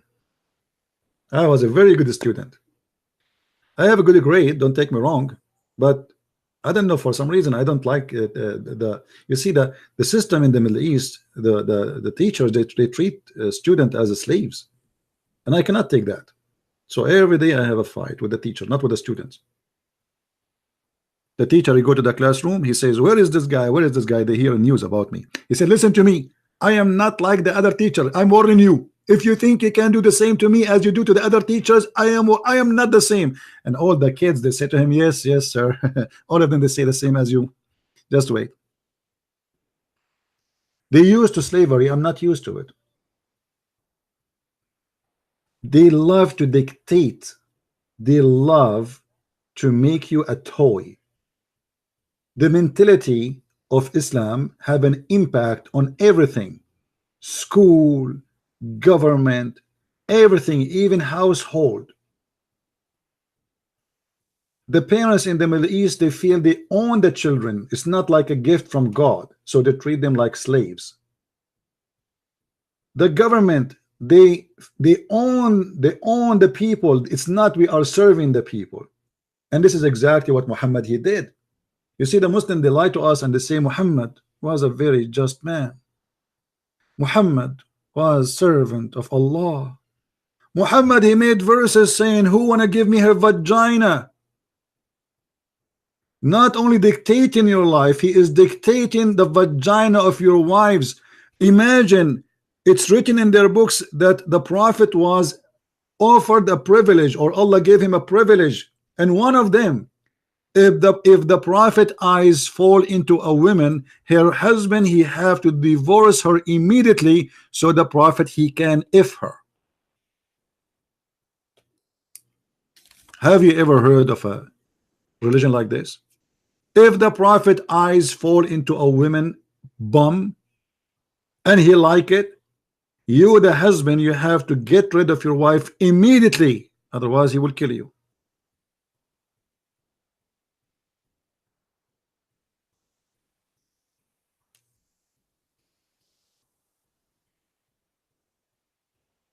It's a religion of dictatorship.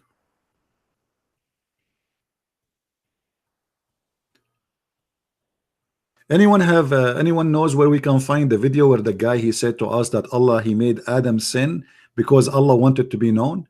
If somebody have that video, if you know where we can find it, so give it to me so we can play a little bit of it. Imagine even that the sin of Adam, Islam teach that Adam was a victim of Allah. Allah dictate the sin of Adam. Allah dictate your sin, my sin. Allah wrote your sin before he created you as a destiny, which means you do not have a choice to do or not to do.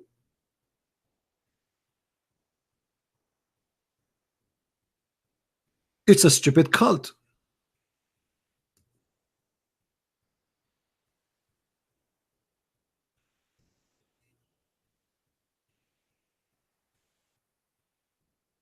And as you see, everything we're saying, we can prove it. Easy.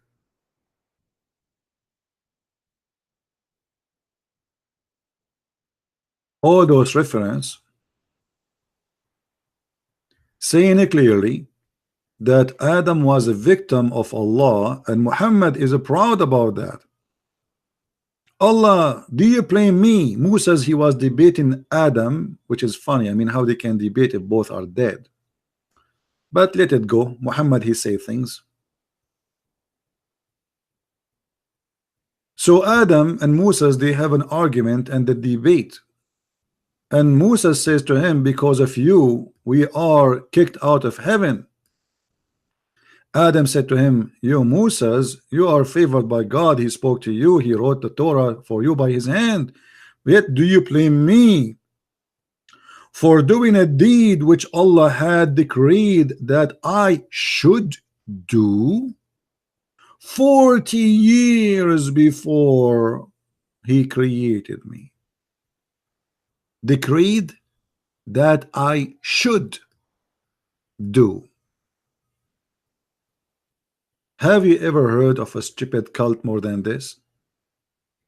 So the whole sin story, according to Islam, it was a decreed by Allah, and we are sinners because he wrote for each one of us 40 years before he created us what we will be.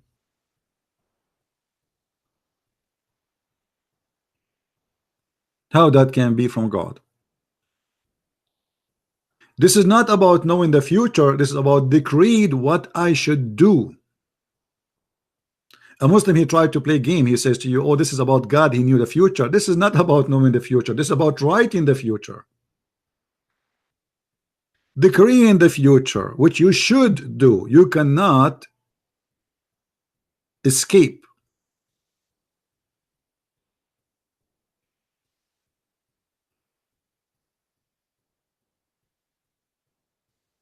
And this is why the Muslim guy, he said to us in the debate that yes, Adam was a victim of Allah, and Allah he decreed his sin because Allah he wanted to be known.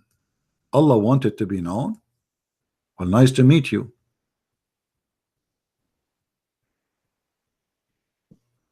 Just because Allah he wanted to be known, he make us commit sin, and he for us to commit sin. In different hadith, Muhammad he said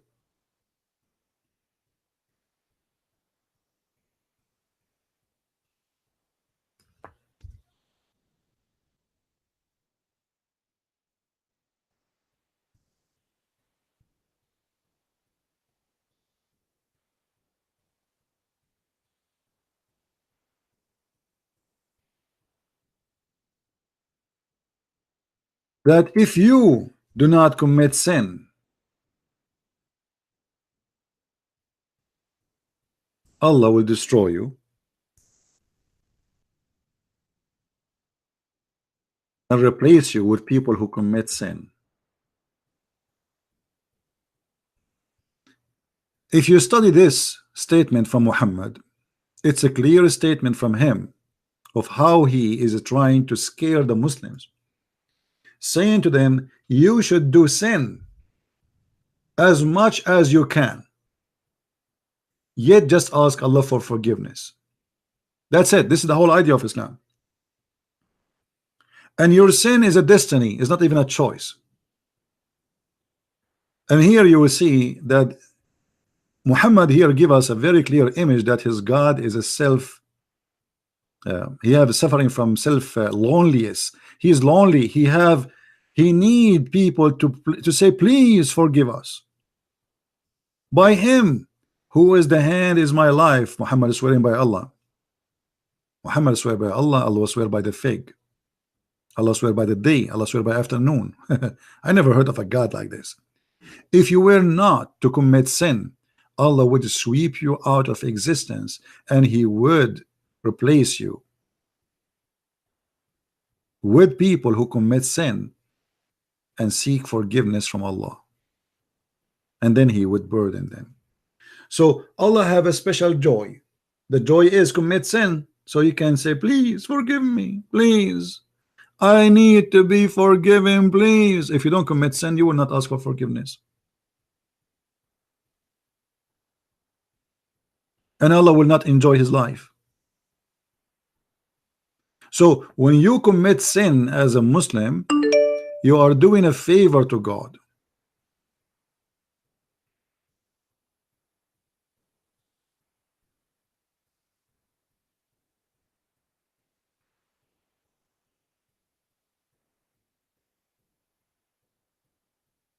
How silly, how stupid this cult is.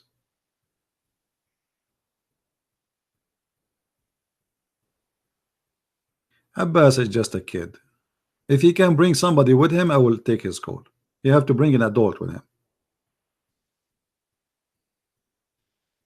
If he can bring an adult, I will let him talk.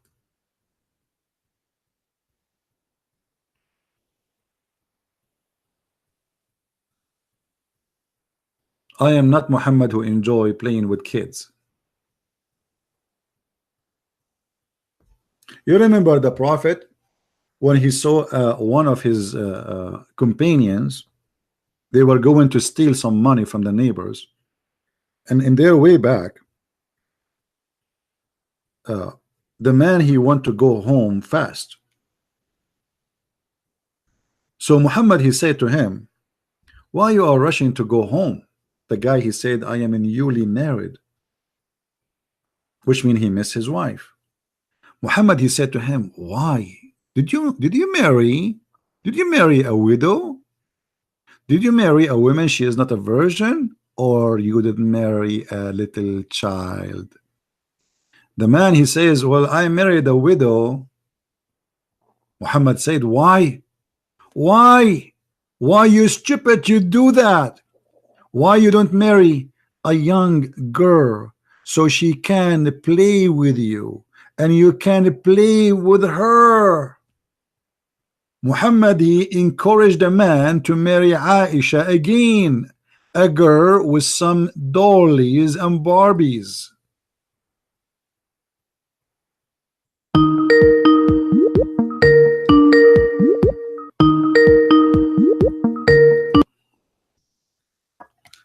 Asif, I have to hang up on you. I have to hang up on you. Do you know why?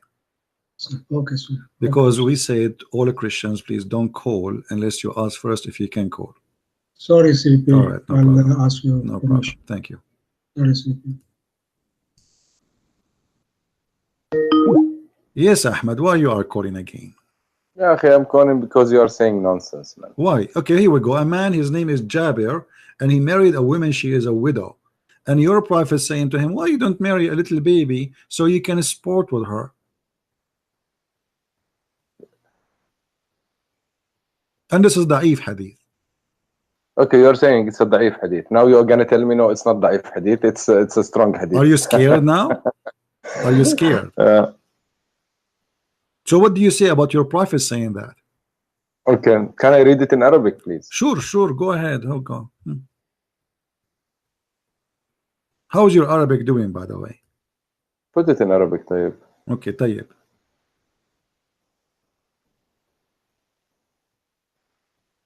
Hello, Christian. I put it for you in Arabic. Go, read.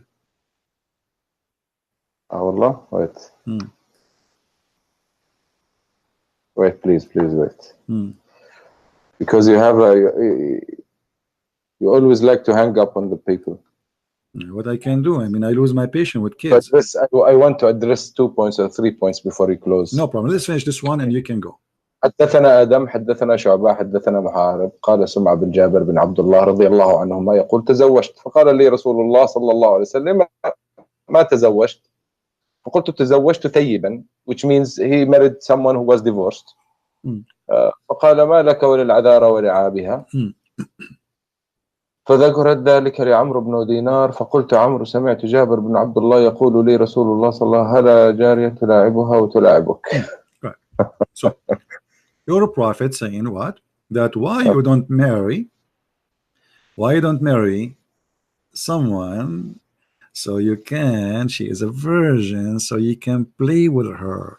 Explain to us how it's different to play with the virgin and why he cannot play with the women she is a widow or she is divorced.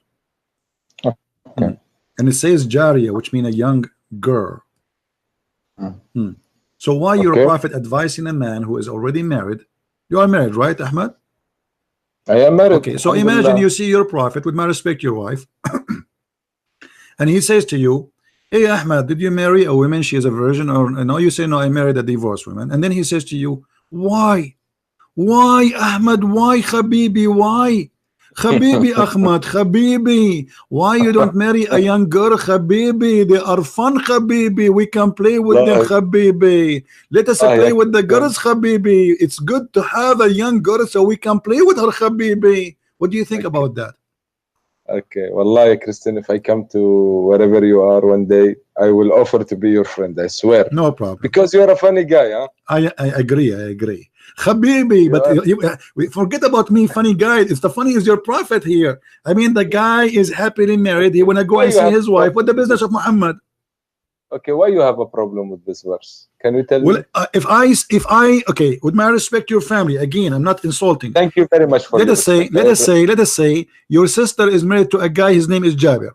And then I am a prophet Muhammad, and I say to Jabir, hey Jabir, why you married the sister of Ahmad? Habibi, Jabir, what's wrong with you? Marry a child, Habibi, married a child, a young child, Habibi. So it's fun, so we can play with them. And you are saying to me, what's the problem? Be honest, you will not be angry. You will not be angry if somebody is saying that to your brother-in-law. I will be honest. First of all, theoretically, I don't know where you bring this from. You will say now it's sahih, maybe not. There is 6,000 saying or hadith from Rasul alayhi salam. Now 1, 2. What is the problem with this? Okay, one guy is telling one guy, why you married a 30 years old woman when you can marry a 20 years old woman? So what is the problem? My friend, okay, hold on. First of all, he didn't say child, you are taking a child. No, it says Jariya. It's a child. It's a young female. Secondly, you are saying what's wrong. I mean, a guy, he is married. Why you are tempting him? You are tempting the man to leave the wife he have and to look for a child, and the purpose is what? Is not to have a family, it's just to play with her. Is that ethical for you? Be honest with me, Ahmad. Is that I am honest with you, I am honest with you. My question, my answer to you will be, as I told you, I don't know where is this hadith. This is the first time I heard it. Second of all, you are talking about ancient Arabs, man. It's the same point you talked to me about Aisha yesterday. He married her, you said it at 6. There is people saying at 9. You don't know people, and even Jewish people, even 1,000 years before Muhammad, they were getting married at 6 and 7 and 8 and 9 and 10. My huge woman at my first wife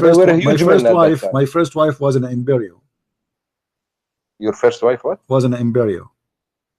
What does that mean? Sorry, I didn't understand. Before she was born, I get married to her. And we have babies before she was born. I mean, what are you talking about, man? Listen, here we go. We have an ethical problem here. What is the business? The man is not complaining. The man is not complaining. He is happily married. He want to go and see his wife. Why the devil? This is the devil. Why the devil is tempting the man to leave the wife he have, and he is happy with her, and to go and to find a child, and the purpose is what? It's just to have fun. Okay. Why don't you talk about Muhammad when he said, don't kill a tree, don't kill a woman, don't kill an old man? Did Muhammad kill trees? Did Muhammad kill trees and burn trees? No, he didn't. What if I show you what you will do? What? Maybe you will show me an incident, maybe because there was a tree between two guys and then he took it.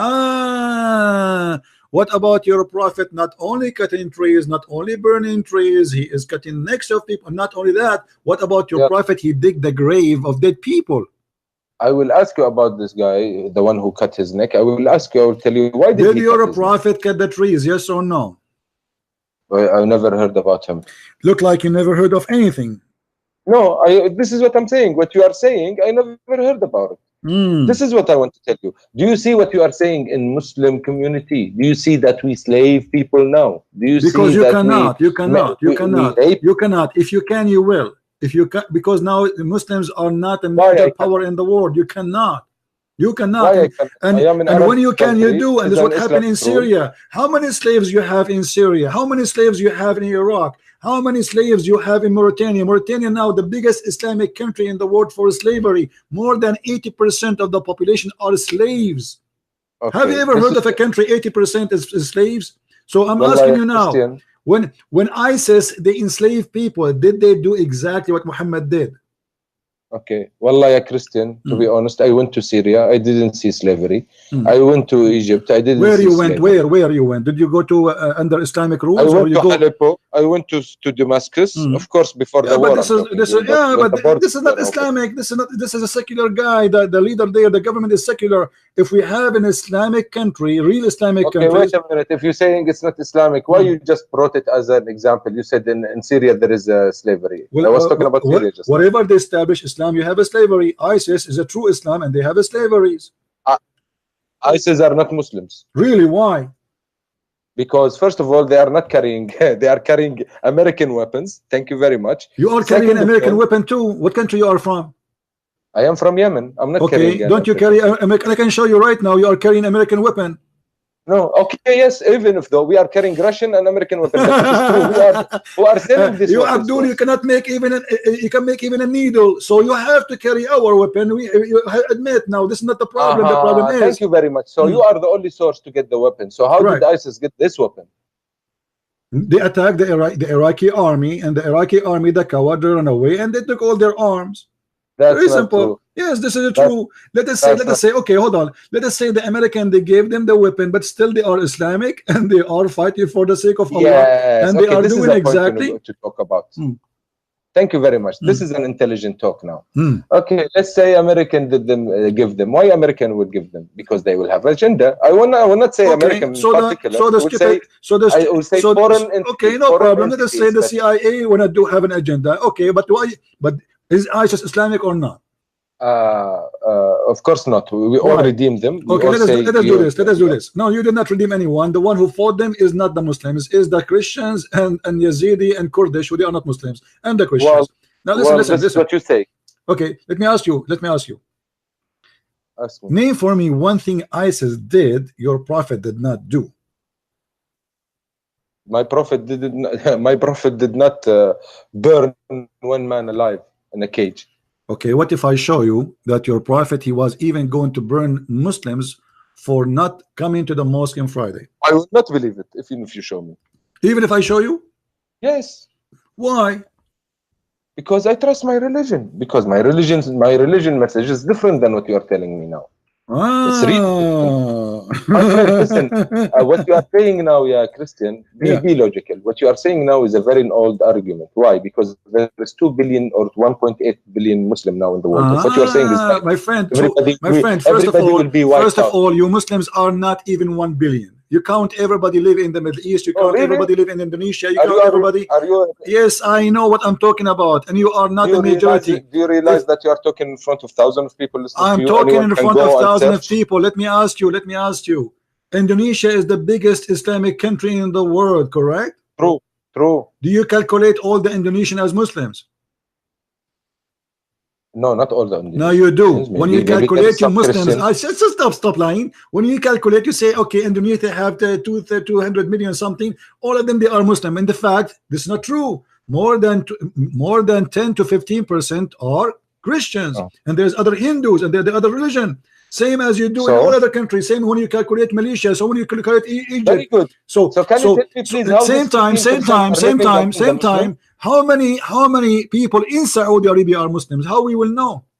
Because you force everybody to say I'm a Muslim. There's no freedom. So how we will know how many real Muslims are? There's no numbers. There's no Can you way. tell me- Have you ever heard of a country have 0 gays? Country have 0 gays? Mhm. I think so. Yeah, those Islamic countries, right? Yes. So Yeah. that Why? means that our society is straightforward. No, better than that's others. because your society is society of terrorists. Oh, terrorists. Okay, Yeah. tell me one thing. Okay, let me don't tell me something. No, listen. You want to talk? If No you problem. give them freedom, and then you will see that how many gays you have, and then we will find how many Muslims you have. So you cannot count how many people they are there unless we give them a freedom. Can I ask you a question? Don't about now. Let us go Indonesia? back. You said your prophet did No, not no, burn. you are just. You are said just your jumping the prophet gun every time. did not order to burn. What if I show you the hadith? Okay, wait a minute. How Indonesia? You were talking about Indonesia. 15% of them are not Muslims. You said. So can you tell me how did this 15% first of all live with the majority of Muslim peacefully? 1%. Because you don't have an Islamic government. Even the Indonesian who you call them Muslim, the majority of them they don't give a damn about Islam. They are Muslim by name. This is the truth. Question. This is the truth. The same as Emirat. Why the Emirat they have Christians there? Because without them you cannot even live. Why? Who is the one who protect all those countries? All those countries are protected either by America, either by England, either by France, either by somebody. So you don't have the upper hand, and this is the problem for you Muslims. Now, how many Muslims left in the earth? I think the number is shrinking. Another question, my friend. Don't change the topic. I want to ask you. Did your prophet order to burn people? Yes or no? No.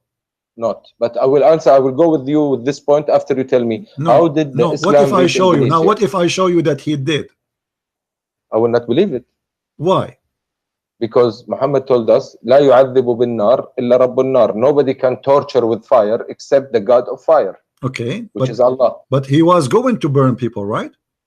Don't tell me he was going. Did he? Okay, so he was going, but then he said to himself, I should not do that, right? See how you are using your point of arguments. You are the one who no, I'm going with you. You are the one who said to me, that he said, don't do it because this is the punishment of Allah, correct? Yes. Okay, so Muhammad, he did not do it. He changed his mind, but he was going to do it. Yes or no? No, he didn't do it. Yes, he was about to do it. This is the first time I hear it from you. But for me, it's the same because he didn't do it. Did Ali burn people alive? Who's Ali? Ali ibn Abi Talib, كرم الله وجهه? Yes. I don't think so. So now I have to show you the Prophet says so and Ali says so. What do you say if I show Ali? you? No, you're saying he did. He didn't say so. He did burn some people. Yes. This is what you're saying. Yes. Ali, he did. Let us see first your prophet. Ali, of course, Ali is read with me. This is your prophet. This is your prophet. Okay, this is your prophet saying. No, Ali is not a prophet. He's a disciple of Muhammad. He's a cousin of Muhammad. I understand. The prophet in Islam is Allah and Muhammad is your God. We understand that. Now listen, read with me carefully. No. The prophet in Islam intended is Muhammad. Hold on. Muhammad said, I intended that I should command a person to load people in a prayer and then burn those person who absent themselves from the Jumu'ah prayer in their houses. Do you see it? Yeah, I see it. Why your prophet? You are saying who said that? You are saying who your said prophet that? Muhammad. This is Da'if hadith. Also, you are bringing Da'if. Can you see all your evidence? Okay, it's not Da'if. Hadith? It is not Da'if. It's strong. Here we go. Allah, okay. So what we would Who do? said it's strong? You said it's I strong? said so. This is Sahih Muslim. Okay. Anyway, Anyway, the end of the argument, the first word. now we I go. intended. No. So he didn't do it. Okay, Thank you very much. but ISIS, they are right. They are following the Prophet. They have the right to do so. Now let us go. Let us go to Ali. If he didn't do it, then they haven't the right to do so. What? Logic. If he didn't do it, they don't have the right to do it. So logic. He intended. Are you saying your Prophet was a sinner when he did that? My Prophet was a sinner when he did that. He didn't do it, my friend. He said, I intended that. Okay, let us read I this don't one. know if it's true. Your Prophet, he if it's burned. true- You said to me, your Prophet, he ordered not even to cut a tree or burn a tree. Read with me. Does it This say is he true, burned? This is true. But so why Why he? don't you bring this So verse why then he to is show? burning the trees? Yes, I still stand with my point. My Prophet told us not to kill a woman, not to kill a child, not to kill the That's a old guy, lie, and my not friend. to kill That's a a lie. Your Prophet, he killed a woman, and she is a waraq. She is very old. Her name Murifqa. He cut her to pieces when she was alive. This is khalas. Now, see, without giving me the verse, I will not believe it, because Okay, the let me first give you rule the in verse. killing, Okay, hold on. the first Okay. rule in killing, So you don't kill people to pieces. No, hold on. If I show you that, what you will do? Are you willing? You promise me to read it in Arabic and you translate to everybody. Yes, I will translate it for everybody if it's true. Huh? If it's true. So you Muslims are lying about your Prophet? Okay, again, establish your point. You are saying that Muhammad killed someone and he turned him to pieces. This is what you are saying. Yes. Okay. Yalla, show me. Okay, I'm going to get you the reference. And here we go.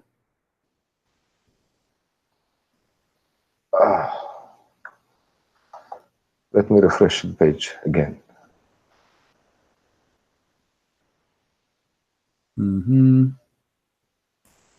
My friend, Muhammad told us if we kill someone, we don't let him suffer. How you are telling me he turned her to pieces? How nice. The Prophet, he said, sharp your knife when you kill somebody. I mean, of this is course, very nice. They didn't have gun and electrical chairs and whatever. The peaceful way to kill someone is to cut his neck. Okay, hold on. Okay, here we go. This is the way in Moses' time. This is the way in Jesus' time. Right. Okay, hold on. Let us see. Let me get me the reference. All right. The peaceful way to kill someone, cut his neck, so he won't suffer. Okay.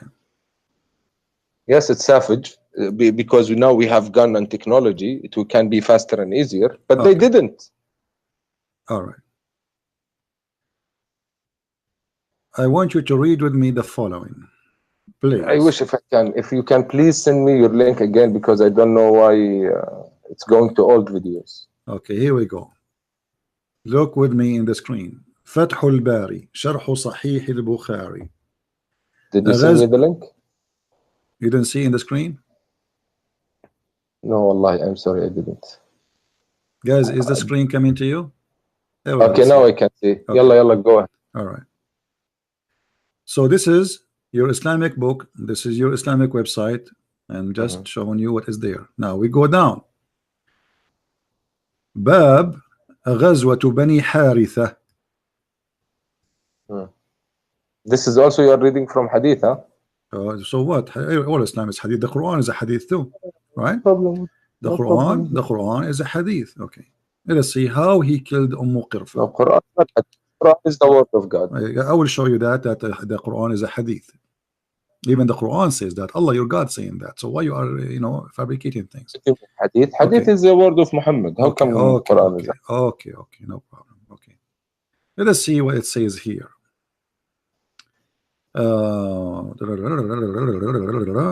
Okay. And then, listen, Wallah, I want to talk to you about good points. Hold on, read with me carefully. The last line, please. Here it says. So you are choosing the line. Hold on, I'm not choosing this. Your Islamic books. ربطها في ذنب فرسين وأجراهما فتقطعت وأسر بنتها وكانت جميلة. So he killed. Oh, that's awful. He killed the women by, guys, she is more than 80 years old. He tied her by 2 horses, according to this story here, and he ordered the horses to run in 2 different directions. But this is not Muhammad. This is Muhammad. This is what he said. This is what he said. Don't play games. Don't play games. I'm not playing games. Can you please show me where is Muhammad name in this verse? Point Muhammad. It's talking about Muhammad. This is talking Okay. about Muhammad. Amara, here we go. Amara Rasulullah sallallahu alayhi wa sallam, etc., etc., blah, blah, blah, blah, blah, blah, blah. And then he says, and then here is talking how he killed her. La. It didn't say Amra Rasulullah. Please highlight it if you say. Please Okay, highlight. here we go. We can see. Okay, here we go. فجهز النبي صلى الله عليه وسلم فأوقع بهم وقتل قرفة. Do you see it? وقتل قرفة. Who is the one? I did. I highlighted. You are the one who's playing. Okay, here we go. Do you see it? وقتل قرفة. Do you see it? جارة. Okay, so your prophet is the one who killed her. فجهزه النبي صلى الله عليه وسلم إليهم فأوقع بهم وقتل قرفة بقصر القاف قرفة وسكون الراء بعدها وهي فاطمة بن ربيعة بعد عن زوج مالك بن ربيعة بن حسين وكانت معظم فيها فخربطها في ذنب فرسين وأجراها. Okay, I don't believe that. Really? Okay, so why you are saying ISIS did something your prophet did not do? Because this is not true. Maybe this is ISIS site you are reading from. Maybe. This is ISIS. Maybe. Okay. So when we say something is true, what about? No, you didn't prove anything. What do you mean he did not prove anything? You just brought a verse and you made me read it. I read it for you in Arabic. That's it. Okay. It's not from the Quran. I gave you the reference. I gave you the reference. Okay. And then in different story, it says he tied her up between two camels, and that make more sense because camels are more powerful. Where do you see that in Arabic word? Where do you see that we cut people's pieces? Where? I see it every day. Where? Show me. There's thousands of videos. There's thousands of videos, and your prophet cut the necks of people, and he cut their hands. Oh, are you talking about? Let me ask you. Is it halal to put nails in the eyes of a human being? You are picking weird stuff and really. I am asking you, is it halal? You see here the story. Your prophet, he tied her up in two camels and he cut her to pieces. No. Well, this is the book in front of you. Because one word will destroy everything you are saying. لا تشبيه في القتل. We don't. Okay. لا تمثيل. It says here وهي عجوز كبيرة فقتلها قتلا عنيفا, and she was a very old woman and he killed her in a very violent killing. He tied up ربط بين رجليها حبلا, he tied between to her legs a rope. Then but the line before it, what did it say? Then okay, hold on. Then what? Muhammad gave her لحزن. What? Muhammad فوهبها رسول الله بعد Abdul, ذلك this is the daughter. They raped the daughter after they killed the mother. The mother is old. They gave the daughter to Malik ibn Hudayfa. You do not know how to read Arabic, so they killed the family, and now they are raping the daughter. She is beautiful, and now he tied her up between two camels, and he says ثم ربطها بين بعيرين ثم زجرهما فذهبا فقطعاها. Do you see it? I see, yes, I see. Okay, so your prophet, he cut her to pieces. Can I answer? And this is the book of At-Tabaqat al-Kubra li Ibn Sa'd. Good, you said it. It's not the book of Quran. Oh, okay. What if we show you from the Quran? What you will do? Oh, if you show me that we can cut people to pieces. How many pieces we can cut them according to Islam? No one you can cut. How many pieces we can cut them? Just give me the answer. Never. I say 4 pieces. Is that okay? Not okay at all. Okay, let's go to the Quran then. There is only one people you can kill. No, hold on. Here we go. What min khilaf mean? 4 pieces. 4 pieces, yes. A second ago you said no. A second ago, it doesn't matter. You said we don't cut pieces, people pieces. You just admitted that you cut people 4 pieces. No, what does it mean? But that doesn't matter. You are the one who said to me, we don't cut people in Islam. The second I said to you, let me go to the Quran, you said, oh, yeah, 4. Yes, we don't do that in Islam. Only one place we can do that. Right, please, I would love it when you tell people why. It doesn't matter. You say to me in Islam. No, it matters. You said to me. You have courage. Okay, hold on. No, let's have a courage. Yes, let's have a courage. If somebody kills somebody, do you have the right to cut his hands, his feet, and put nails in his eyes? Yes or no? You didn't answer my question. In the same way, you put this verse in the screen to everybody here. Please, I want you to tell everybody why we do this. Why? Why we do this? Only this particular incident that we can cut 4 pieces. Like why? what Take is the the hands what and is take the the legs. incident? What Why? is the incident? What is the incident? No. You take the claim. You tell me why. I will show you a story. Is that okay? Yes. Okay, I'm gonna ask you. If somebody killed one of my family, do I have the right to cut his hands and his feet and put nails in his eyes? You have the right to kill him. To kill him only, Yes. but not to torture him. No. Why? No, I'm talking about myself. If someone kill my family, I will I'm kill talking him. about Islam. I now. don't You know. as a Muslim, according to Islam. If As a somebody Muslim, killed, العين بالعين والسن بالسن. okay, so what is the eye for an eye? You killed the guy. Do you have the right to cut his hands and his feet and put nails in his eyes? Yes or no? Yes, there is one incident you can do that. What is the incident? You should tell me now from here. I want you to read it. No, because you know I'm going to show you something. something. This is why you are saying, oh, okay, now there's an incident. What is the incident? Tell me. You tell me. You see, because you know I'm going to show you. This is why you are saying, oh, there's an incident. No, show me. But I you do want not you to know show what the me. incident. Please, okay, tell me what the incident. You said there's an incident. We can't do that. Tell me what is that incident. You said you tell me a story and then you did Don't it. make me Because hang maybe up on did you. the I'm story. losing my patience. I am asking you, what is the incident? You as a Muslim, you are allowed to do that. You cut the hands and the feet and put nails in the eyes. Oh, guys, he's gonna hang up. I'm asking you to give me the incident. You said yes, we can do that in an incident. What is the incident? Yes. You tell. Why you anyone telling you? You are the one who told me. You are the one who told me there's an incident. You are the one who mentioned there's an incident. So I'm saying to you, what is the incident? Yeah. Huh?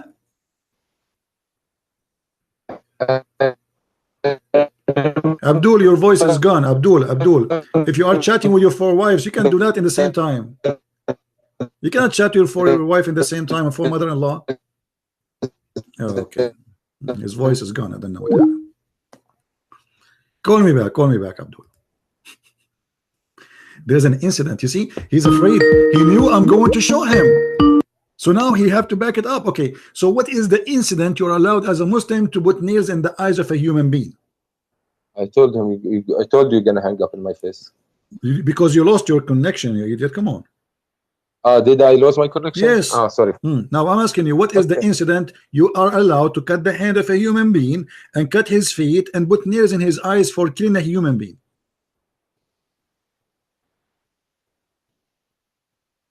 Are you talking to me? No, I'm talking to your neighbor. Okay. No, my friend, you didn't answer me. This is the question that you brought, and now I want you to tell everyone, why do we cut 4 pieces? Why? You tell me. Why you cut 4 pieces? Tell us. Go. I'm listening. No, you tell me. Go ahead. You are the Muslim. I'm not a Muslim. I don't. Well, I don't know. I forget. It was a long time ago when I studied it. Can you please? Because this is a religion of no mercy and filthy and torture, and Muhammad is copying a punishment from the Roman. Yet he claimed that this is a punishment from God. This is a Roman punishment, and Muhammad is a copy paste. He like it. He loved torture. He enjoy it. When you say he loved torture, well, I ask you. You don't want to answer. If a man he killed somebody from your family, God forbid, do you bring him and you cut his hands and his feet and you put nails in his eyes, or you just kill him? It's the both. So what? You both what? You put nails in his eyes? If someone comes to my family, I fucking tell him. Don't use a bad language. You don't want to know. But this is according to Islam. You put nails in his eyes. No, I don't say anything about nails in his eyes. But even if you it cut happens, his hands. so what? It's death, yani. Okay, death. so you kill him or you torture him? No, I kill him. No torture in Islam. So but there is one are you rejecting? So are you? Okay, I'm asking you: is torture approved in Islam? Yes or no? No. One incident that I forgot what it is. I told you please educate me, and you are refusing to educate me. Show me. Show me. Silence me. Yes, show me. Silence me, because I can see the verse in front of you, but you are hiding the Arabic one. I want you to show me the Arabic one and educate me, please. Okay, read this story. Yalla. People, they killed a shepherd, and your prophet, he brought them, and he cut their hands and their feet, and he gagged their eyes. Why? You said ISIS are not Muslims. This is exactly what ISIS do. No. He cut their feet and their hands, and he gagged their eyes. Okay. Okay. Let me talk. Mm. Okay. Mm. In Islam, Yeah.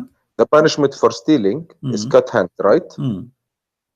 And there is another type of stealing, قاطع الطريق, the people who Doesn't stop matter. people Doesn't in the matter. street. Somebody he killed. Somebody still killed. Okay. Why you are cutting all his Okay. hands, and why you are gagging his eyes?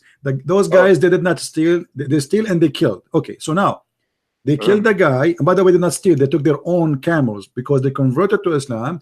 And Muhammad, he told them, let your camel here, let your camel with those people. And even if they stole, okay, let us say somebody he stole. All right. خلاص stole, we cut his hand. Okay, cut his hand. But why he is gagging their eyes?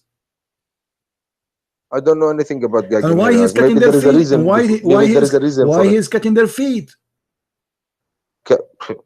There is the only way you cut your feet if you stole it in the road. If you stop someone and you stole everything from him. No, this is a lie. Cutting the hand is first time. Then you cut the other side of the feet if he stole second time. And then you cut the other hand if he stole the third time. And then you cut the other feet in the fourth time. Those people, they did it once. So why he killed, why he cut their hands, all of it, and their feet, and in the top of that he gagged their eyes and he did them die slowly under the sun. You need to ask a scholar about that, a judge, an Islamic judge. I don't know. Do you enjoy torture? I don't know at all. If you have a dead person in front of you, do you enjoy cutting his fingers? Of course not. Why the Quran then says you kill the kuffar and you cut their fingers? You kill the kuffar is a different thing because it was in the context of war. We had a war with them. Yeah, so, but why you want to cut their fingers? I don't know. You also have to ask a Islamic judge why. What is the reason? Okay. Maybe they did something. Nice to meet you. We just proved that ISIS are right. They are following the Prophet orders. They cut fingers of people to torture them. This is Quran. They cut necks. They cut hands. They put nails in the eyes. They cut fingers. This is Islamic. It's 100% Islamic. They rape women. They kidnap children. They ask for ransom.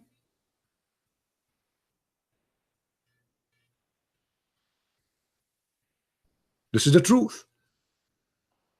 ISIS, not only they are Islamic, they are the only true Islamic people exist in this earth. And all the Muslims, they knew that. But what's happening, no Muslim really these days is a real Muslim. They don't want to be this garbage. I mean, they are Muslim by name. They are forced to be Muslims. This is why you see some stupid who claim to be Christians, like a guy, his name is James White. He says, if ISIS are Muslims, why they are killing Muslims? Why? Because Muhammad said so. Muhammad, he said, if they don't pray as we pray, if they don't slaughter as we slaughter, if they don't live as we order them to live, we kill them.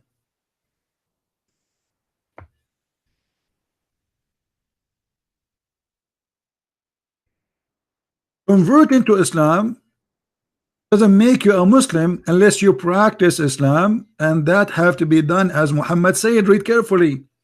Even if you don't slaughter as Muhammad is slaughter, if you don't pray the same as Muhammad he pray, if you don't pay the zakat, if you break anything, he will kill you. All those hadith are sahih. I have been ordered to fight the people till they say none has the right to worship but Allah. Okay, they say that. Not enough. And if they say so, pray like our prayer, face our qibla, slaughter as a slaughter, and then their blood and their property is sacred from us. A criminal. He is literally a criminal. He says, either you agree with me, I will kill you. If you do all of this, then you are protected by me from me. But still, if you break any of them, I will kill you still. You see it? Unless it is, except it is legal, legally approved by Allah. What is that? And this is why ISIS, they kill Muslims, because for them they are not Muslims no more. They are kuffar. If you take the Christians and the Jews as a friends, you are a kafir. Chapter 5, verse number 51. Whoever take them as a friend, he is one of them. So if you are a Muslim and you invited the Christians or Jews, or you have relationship with the American or French or etc., you are a kafir and should be killed according to Islam. And this is the truth. Whoever take them as a friend, he is one of them. How many Muslims they live in the West, they say to you, you are my friend? All of them they do. But in reality, a Muslim is not allowed to do that. And if he mean it, he is not a Muslim.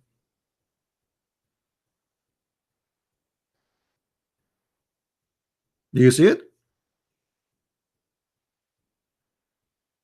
If you take them as a friend, you are one of them. What does that mean? That means you became an apostate. Is that me saying that? No, this is the Quran.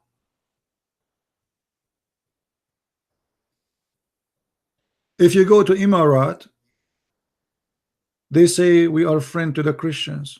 You go to Saudi Arabia, we are friend to the American. But the Quran says if you are a friend of them, you are one of them. There's a solution for this. You as a Muslim, you can lie and say I am your friend as long you don't mean it. If we go in the Quran to chapter 3 verse number 28, and again we don't show our own interpretation, we show their own interpretation, the scholars, and this is Quran. It says that you cannot take the Christians and the Jews as a friends unless you are lying to them, which means you don't mean it. So you speak to them in a friendly way, but in your heart is dislike this. Chapter 3 verse number 28, the interpretation of the cousin of Muhammad himself.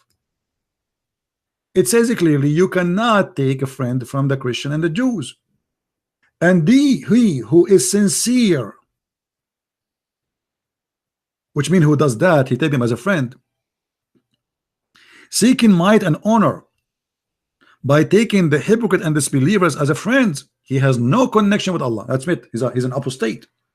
He has no honor, which means the Muslim can rape his women, his wife, his daughter. No mercy, no protection from Allah, which means Muslims can kill him and take his money unless, do you see the unless? Unless what? Unless you do that, yet you guard yourself against them, which means you are lying to them. Save yourself from them, taking as it were security, taqiyya, saving yourself from them by speaking in a friendly way toward them while your heart dislike this. Do you see it? So for those who they are naive, stupid ones who keep saying to me, I have a Muslim friend, I have a Muslim friend, and I have a Muslim friend. There's one of two solutions. Either he is a Muslim by name, he don't believe in Islam, he don't care, or he is a real Muslim and he believe in this. He is lying to you.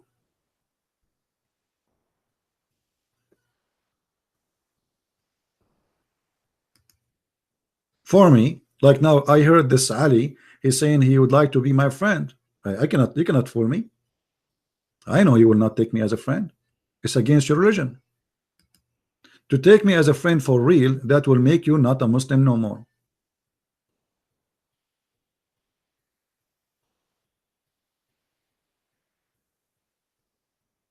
You can say you are my friend, but you cannot mean it.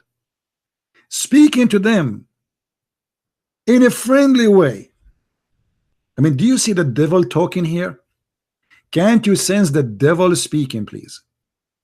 Isn't it this is devilish? The funny, they call us hypocrite when Islam teach hypocrisy. It is a religion of hypocrisy. They say to you, you are our friend. You can do that while your heart dislike this. So what they have in their heart? Hatred.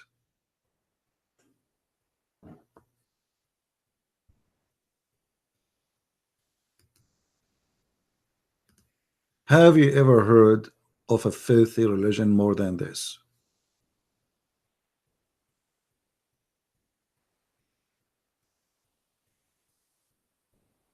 Muhammad al-Ansari. We have a hero here.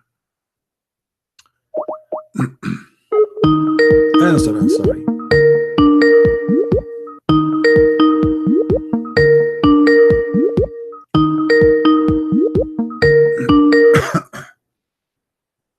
Yes, Abdul. You want to debate me about the Trinity? Are you there? One question, please. I'm fine, brother. How are you? Fine, and you? So what do you think about what we are saying? Always lying and lying, Huh? like always. What do you mean lie? I'm reading in front of me. This is Tafsir ibn Abbas.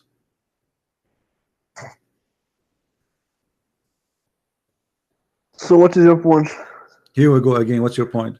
What kind of God is- he says to you? You can say to me, you can say to me, you are my friend, but in your heart you hate me and you are dislike this. What kind of God? Your God is Satan. This has nothing to do with a normal friend. Mhm. Awliya Hmm. in the Arabic, it means you cannot take it as a higher religion. Higher religion? What is Some- have, friend? What does it have to do with religion? You want to take me as a friend? I want to take you as a friend. What religion have to do here? No, my friend. Okay, Wali, hold on. إنما وليكم Okay, what awliya mean? What awliya mean? Awliya, it means someone who teach you the religion. It is the high authority of the Awliya religion. is somebody Wali. teaching your religion? Really? High, yes. Okay, can you show me one translation agree with you that awliya mean the one who teach your religion? I will show you the verse. إنما وليكم الله. Yeah, the one who is in Yes. charge. The wali have many Somebody- meaning, no problem. Yeah. So Allah is Allah your friend? Is this what it means? no. You see, Mm. the wali. Okay. It has it is the one. But wali, so this verse has. but wali, it doesn't hold on, talk hold on, about hold on. No, the normal no, friend. no. Wali is the one who protect you, correct? In this case. The one who is the king of the I don't hear you. authority of What wali mean? In this case, Wali? وَإِنَّمَا وَلِيُّكُمُ اللَّهُ. What وَلِيُّكُمُ اللَّهُ mean? it is the one who give you the teaching of religion. Really, this what it's mean? I Yes. thought it's mean protection. You have the two meanings. So which Protection one? and Okay, the- no, at no, the same tell me, time, no, it is no, it's not to Waliyakum. Okay, hold on. You know what? Here we go. We have the verses in front of us. Can you show me one interpretation agree with you? That it's about somebody want to teach you his religion, as you said. Can you show me somebody says that? Or you are fabricating your own? This is Ibn Abbas, the cousin of your prophet. Why he's lying? What about we show you Ibn Kathir? What we show you Al-Qurtubi? What we show you Al-Jalalain? What we show you? I mean, why you are lying? Who is the scholar who says that to you? This is not about having a friend.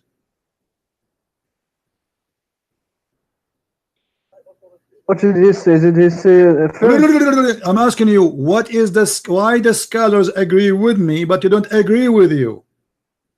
No, none of them agree with you. No, agree with me. Here we go. It says take them not as a friends. This is Ibn Abbas, the cousin of your prophet. Do you see the word of friends?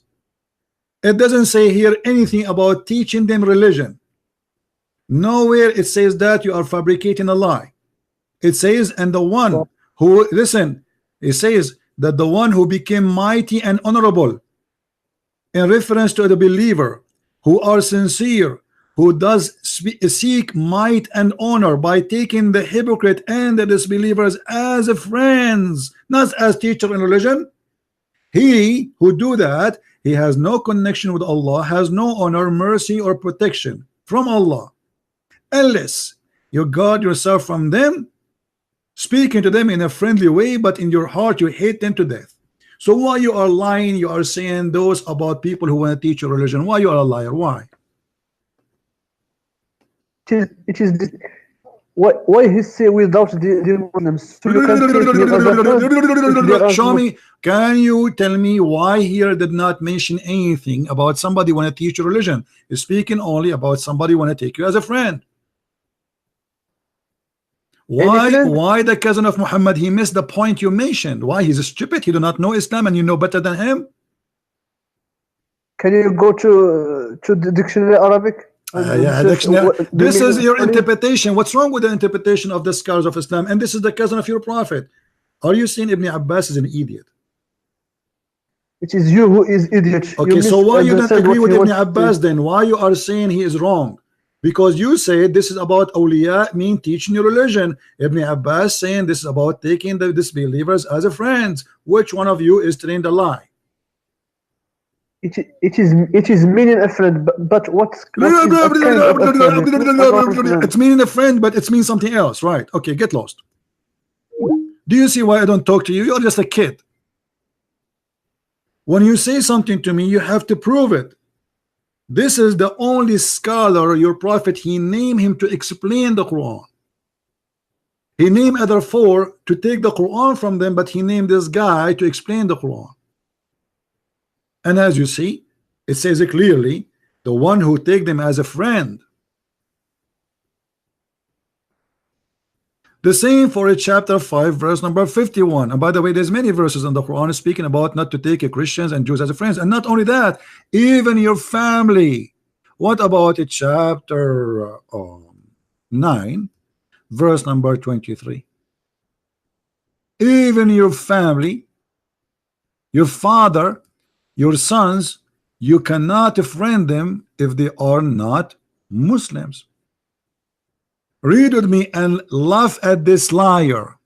O who you believe, choose not your father nor your brothers who are in Mecca from among the disbelievers for friends in religion if they take a pleasure in disbelief, because according to Islam you cannot take a friend from different religion. He's a kafir, but he is your father and he is your brother. You cannot. For they choose disbelief. What the problem? They choose disbelief. But here the problem is, we will take them as friends. We are not going to take them as rabbi. They are just friends. But this is my father. Still you cannot. And the one who take them as a friend in the religion of Islam, he is a wrongdoer. He is like them. He is a disbeliever.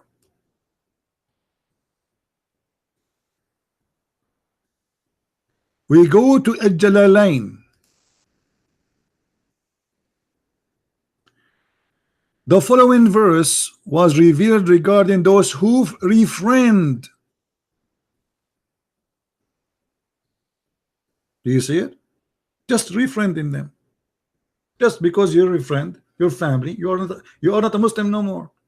But those are your father and your brother and your sisters. You cannot.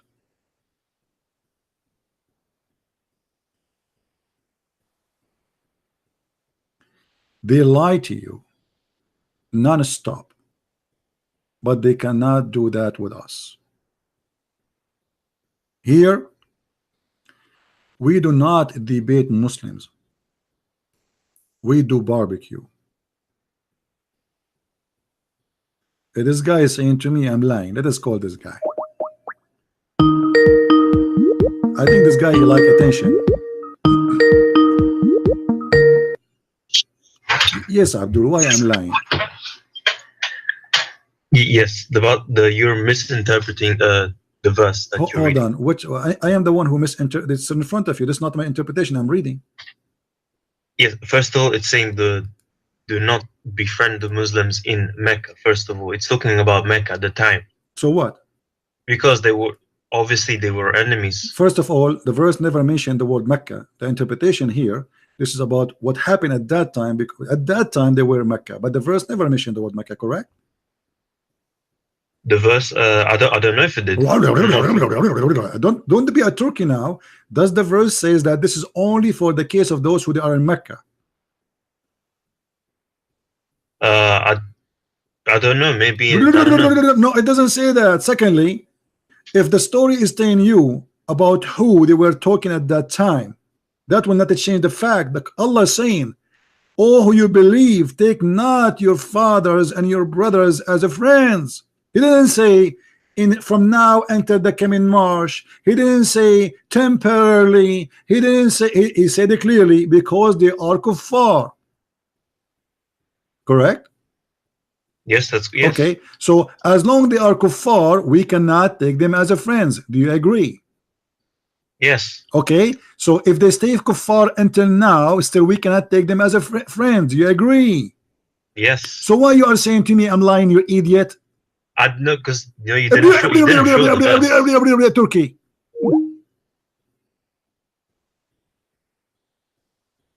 So what the problem? They are kuffar, not because they are in Mecca, you idiot.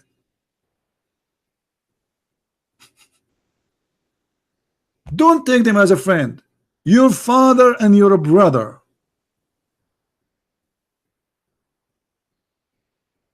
It doesn't talk about Mecca, it doesn't talk about, but for sure it happened in a certain time where people live in a certain place. But doesn't change the fact that this is an order you have to obey until Judgment Day.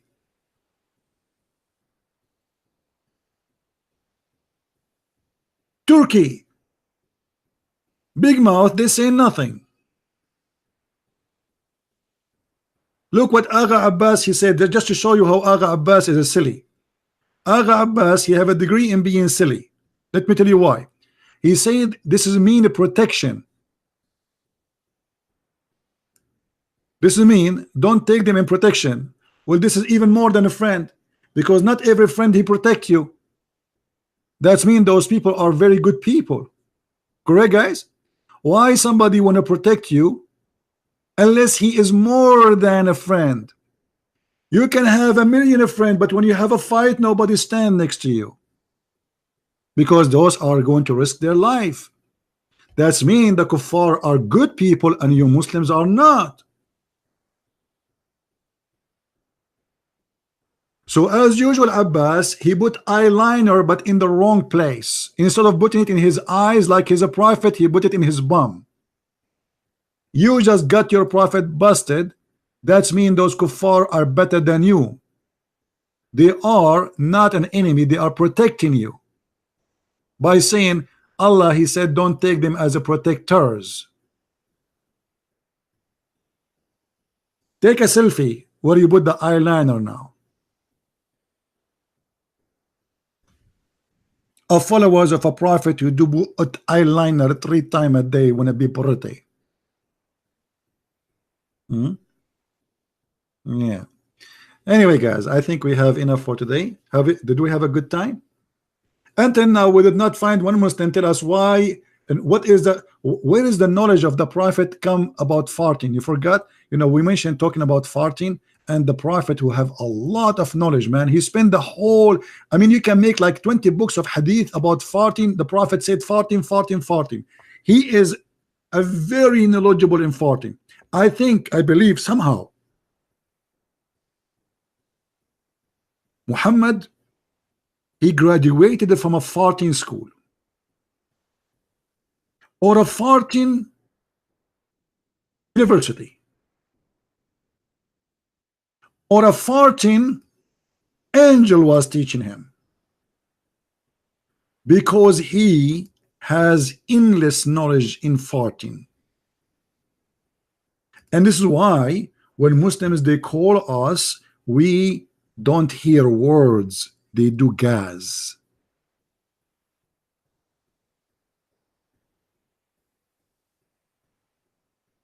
I never heard of a prophet he have too much knowledge of farting. Hadith after hadith, story after story. Unbelievable how he knew this knowledge about farting. Fart upon you, fart around you, fart underneath of you. Allah, he gave the prophet endless knowledge in this case of farting. Actually, there's a guy, he made a master degree in Saudi Arabia. It's called the sounds of farting according to Islam. He analyzed the fart according to the prophet teaching. There's many kind of farting, and the prophet he covered them all, alhamdulillah. Not a single kind of fart the prophet did not mention. He is very, very knowledgeable. Brothers and sisters, If you have any question about farting, we are going to invite the Prophet Muhammad next week. He will be our guest and he will take all your farting questions. And we will offer every citizen the right to ask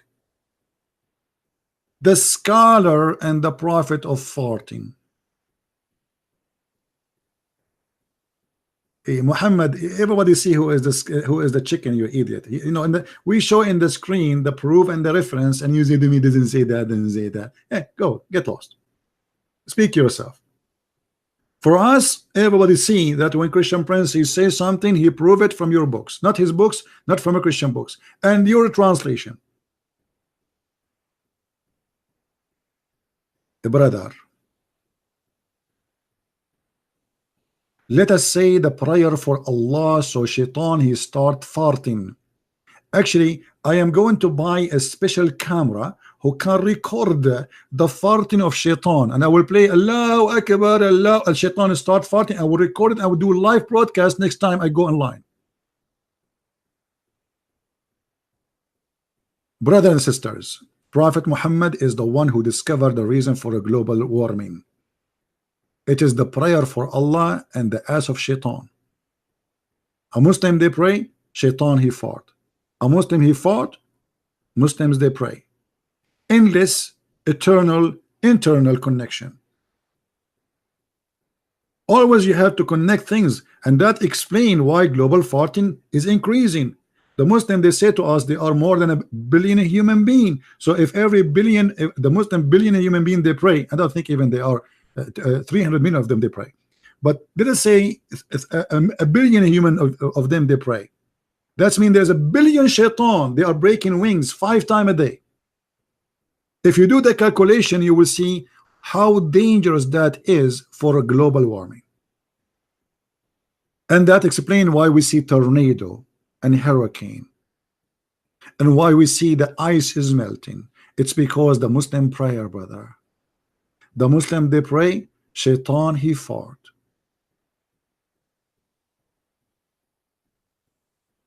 It is amazing and so beautiful knowledge.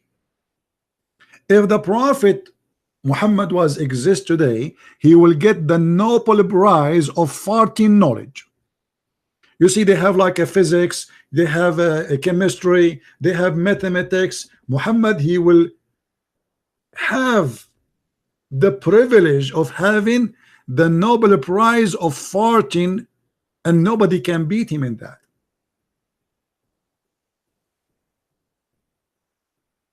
Nobody even can be a competition in that field. And you are telling me that Islam brought nothing to mankind? The farting knowledge today we have, my friend, which is used for American missiles to go to the moon, which is based on the farting of shaitan and based on this hadith. If you remember, there's a guy from Egypt, he's a sheikh.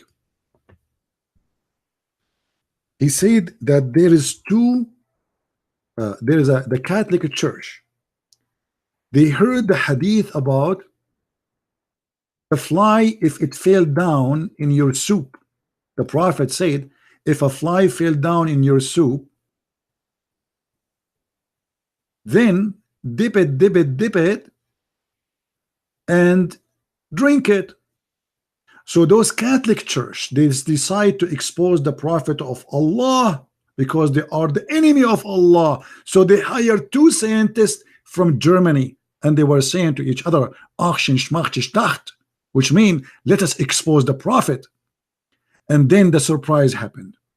After those 2 scientists start studying this, they discover an amazing, astonishing discovery that in that hadith there is a cure for AIDS.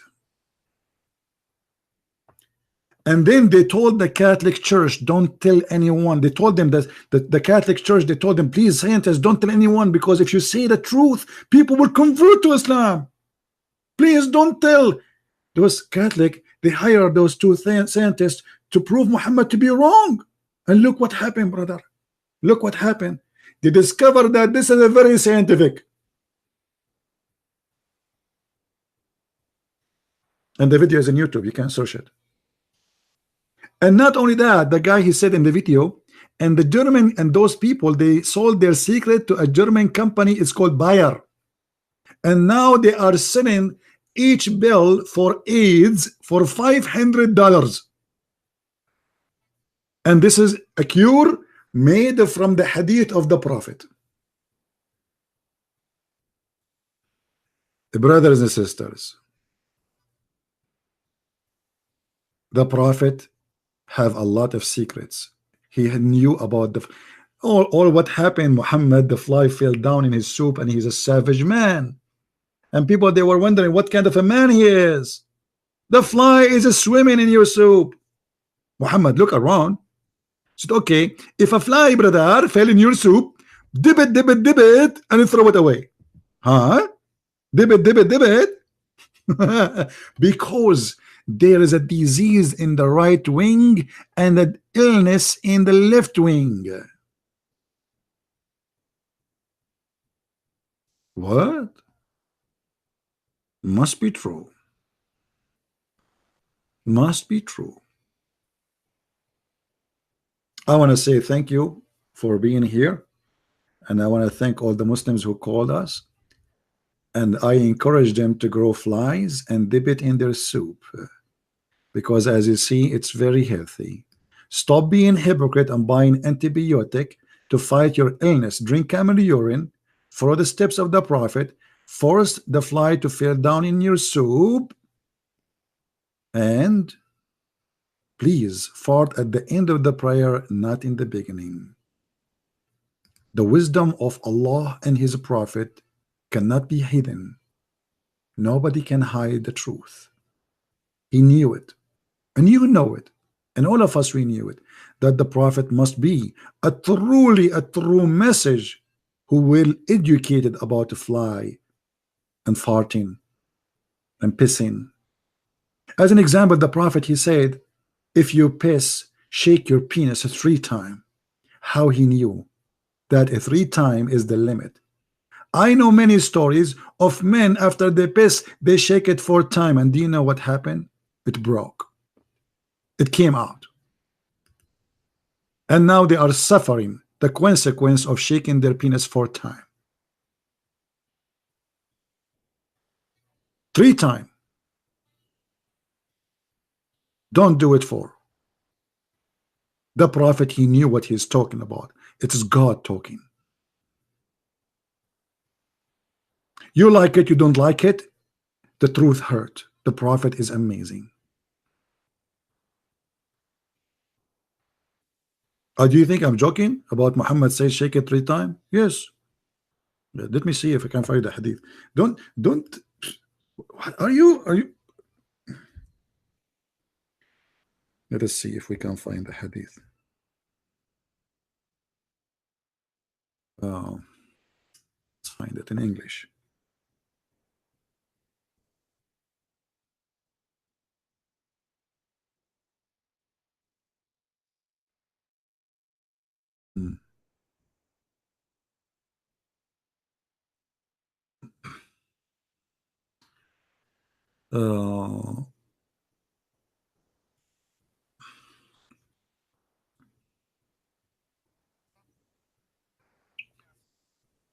Where we can find it.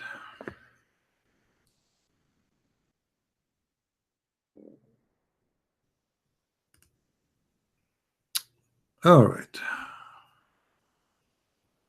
Let us see.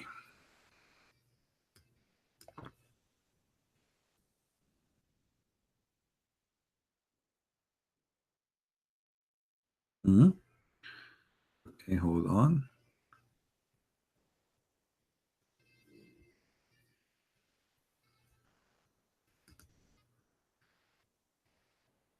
And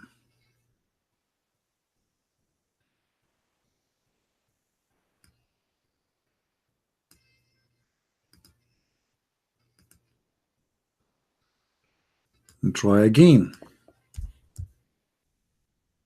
I have to find it. Here we go. Do you see it? Otherwise, they will say he's making things up. You know them. Allah Messenger SAWAFMAGOOOA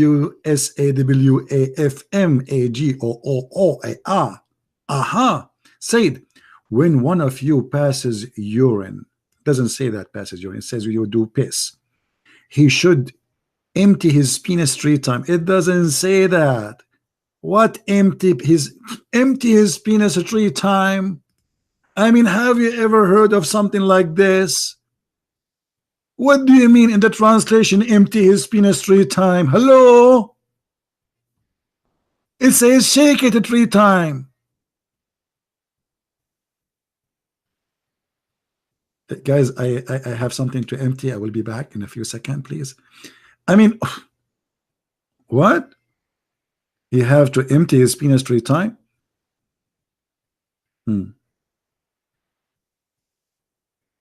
Yeah. Let us see. Hold on. Let us see if we can find, because this is mentioned in different place, mentioned in Ibn Majah too. Okay.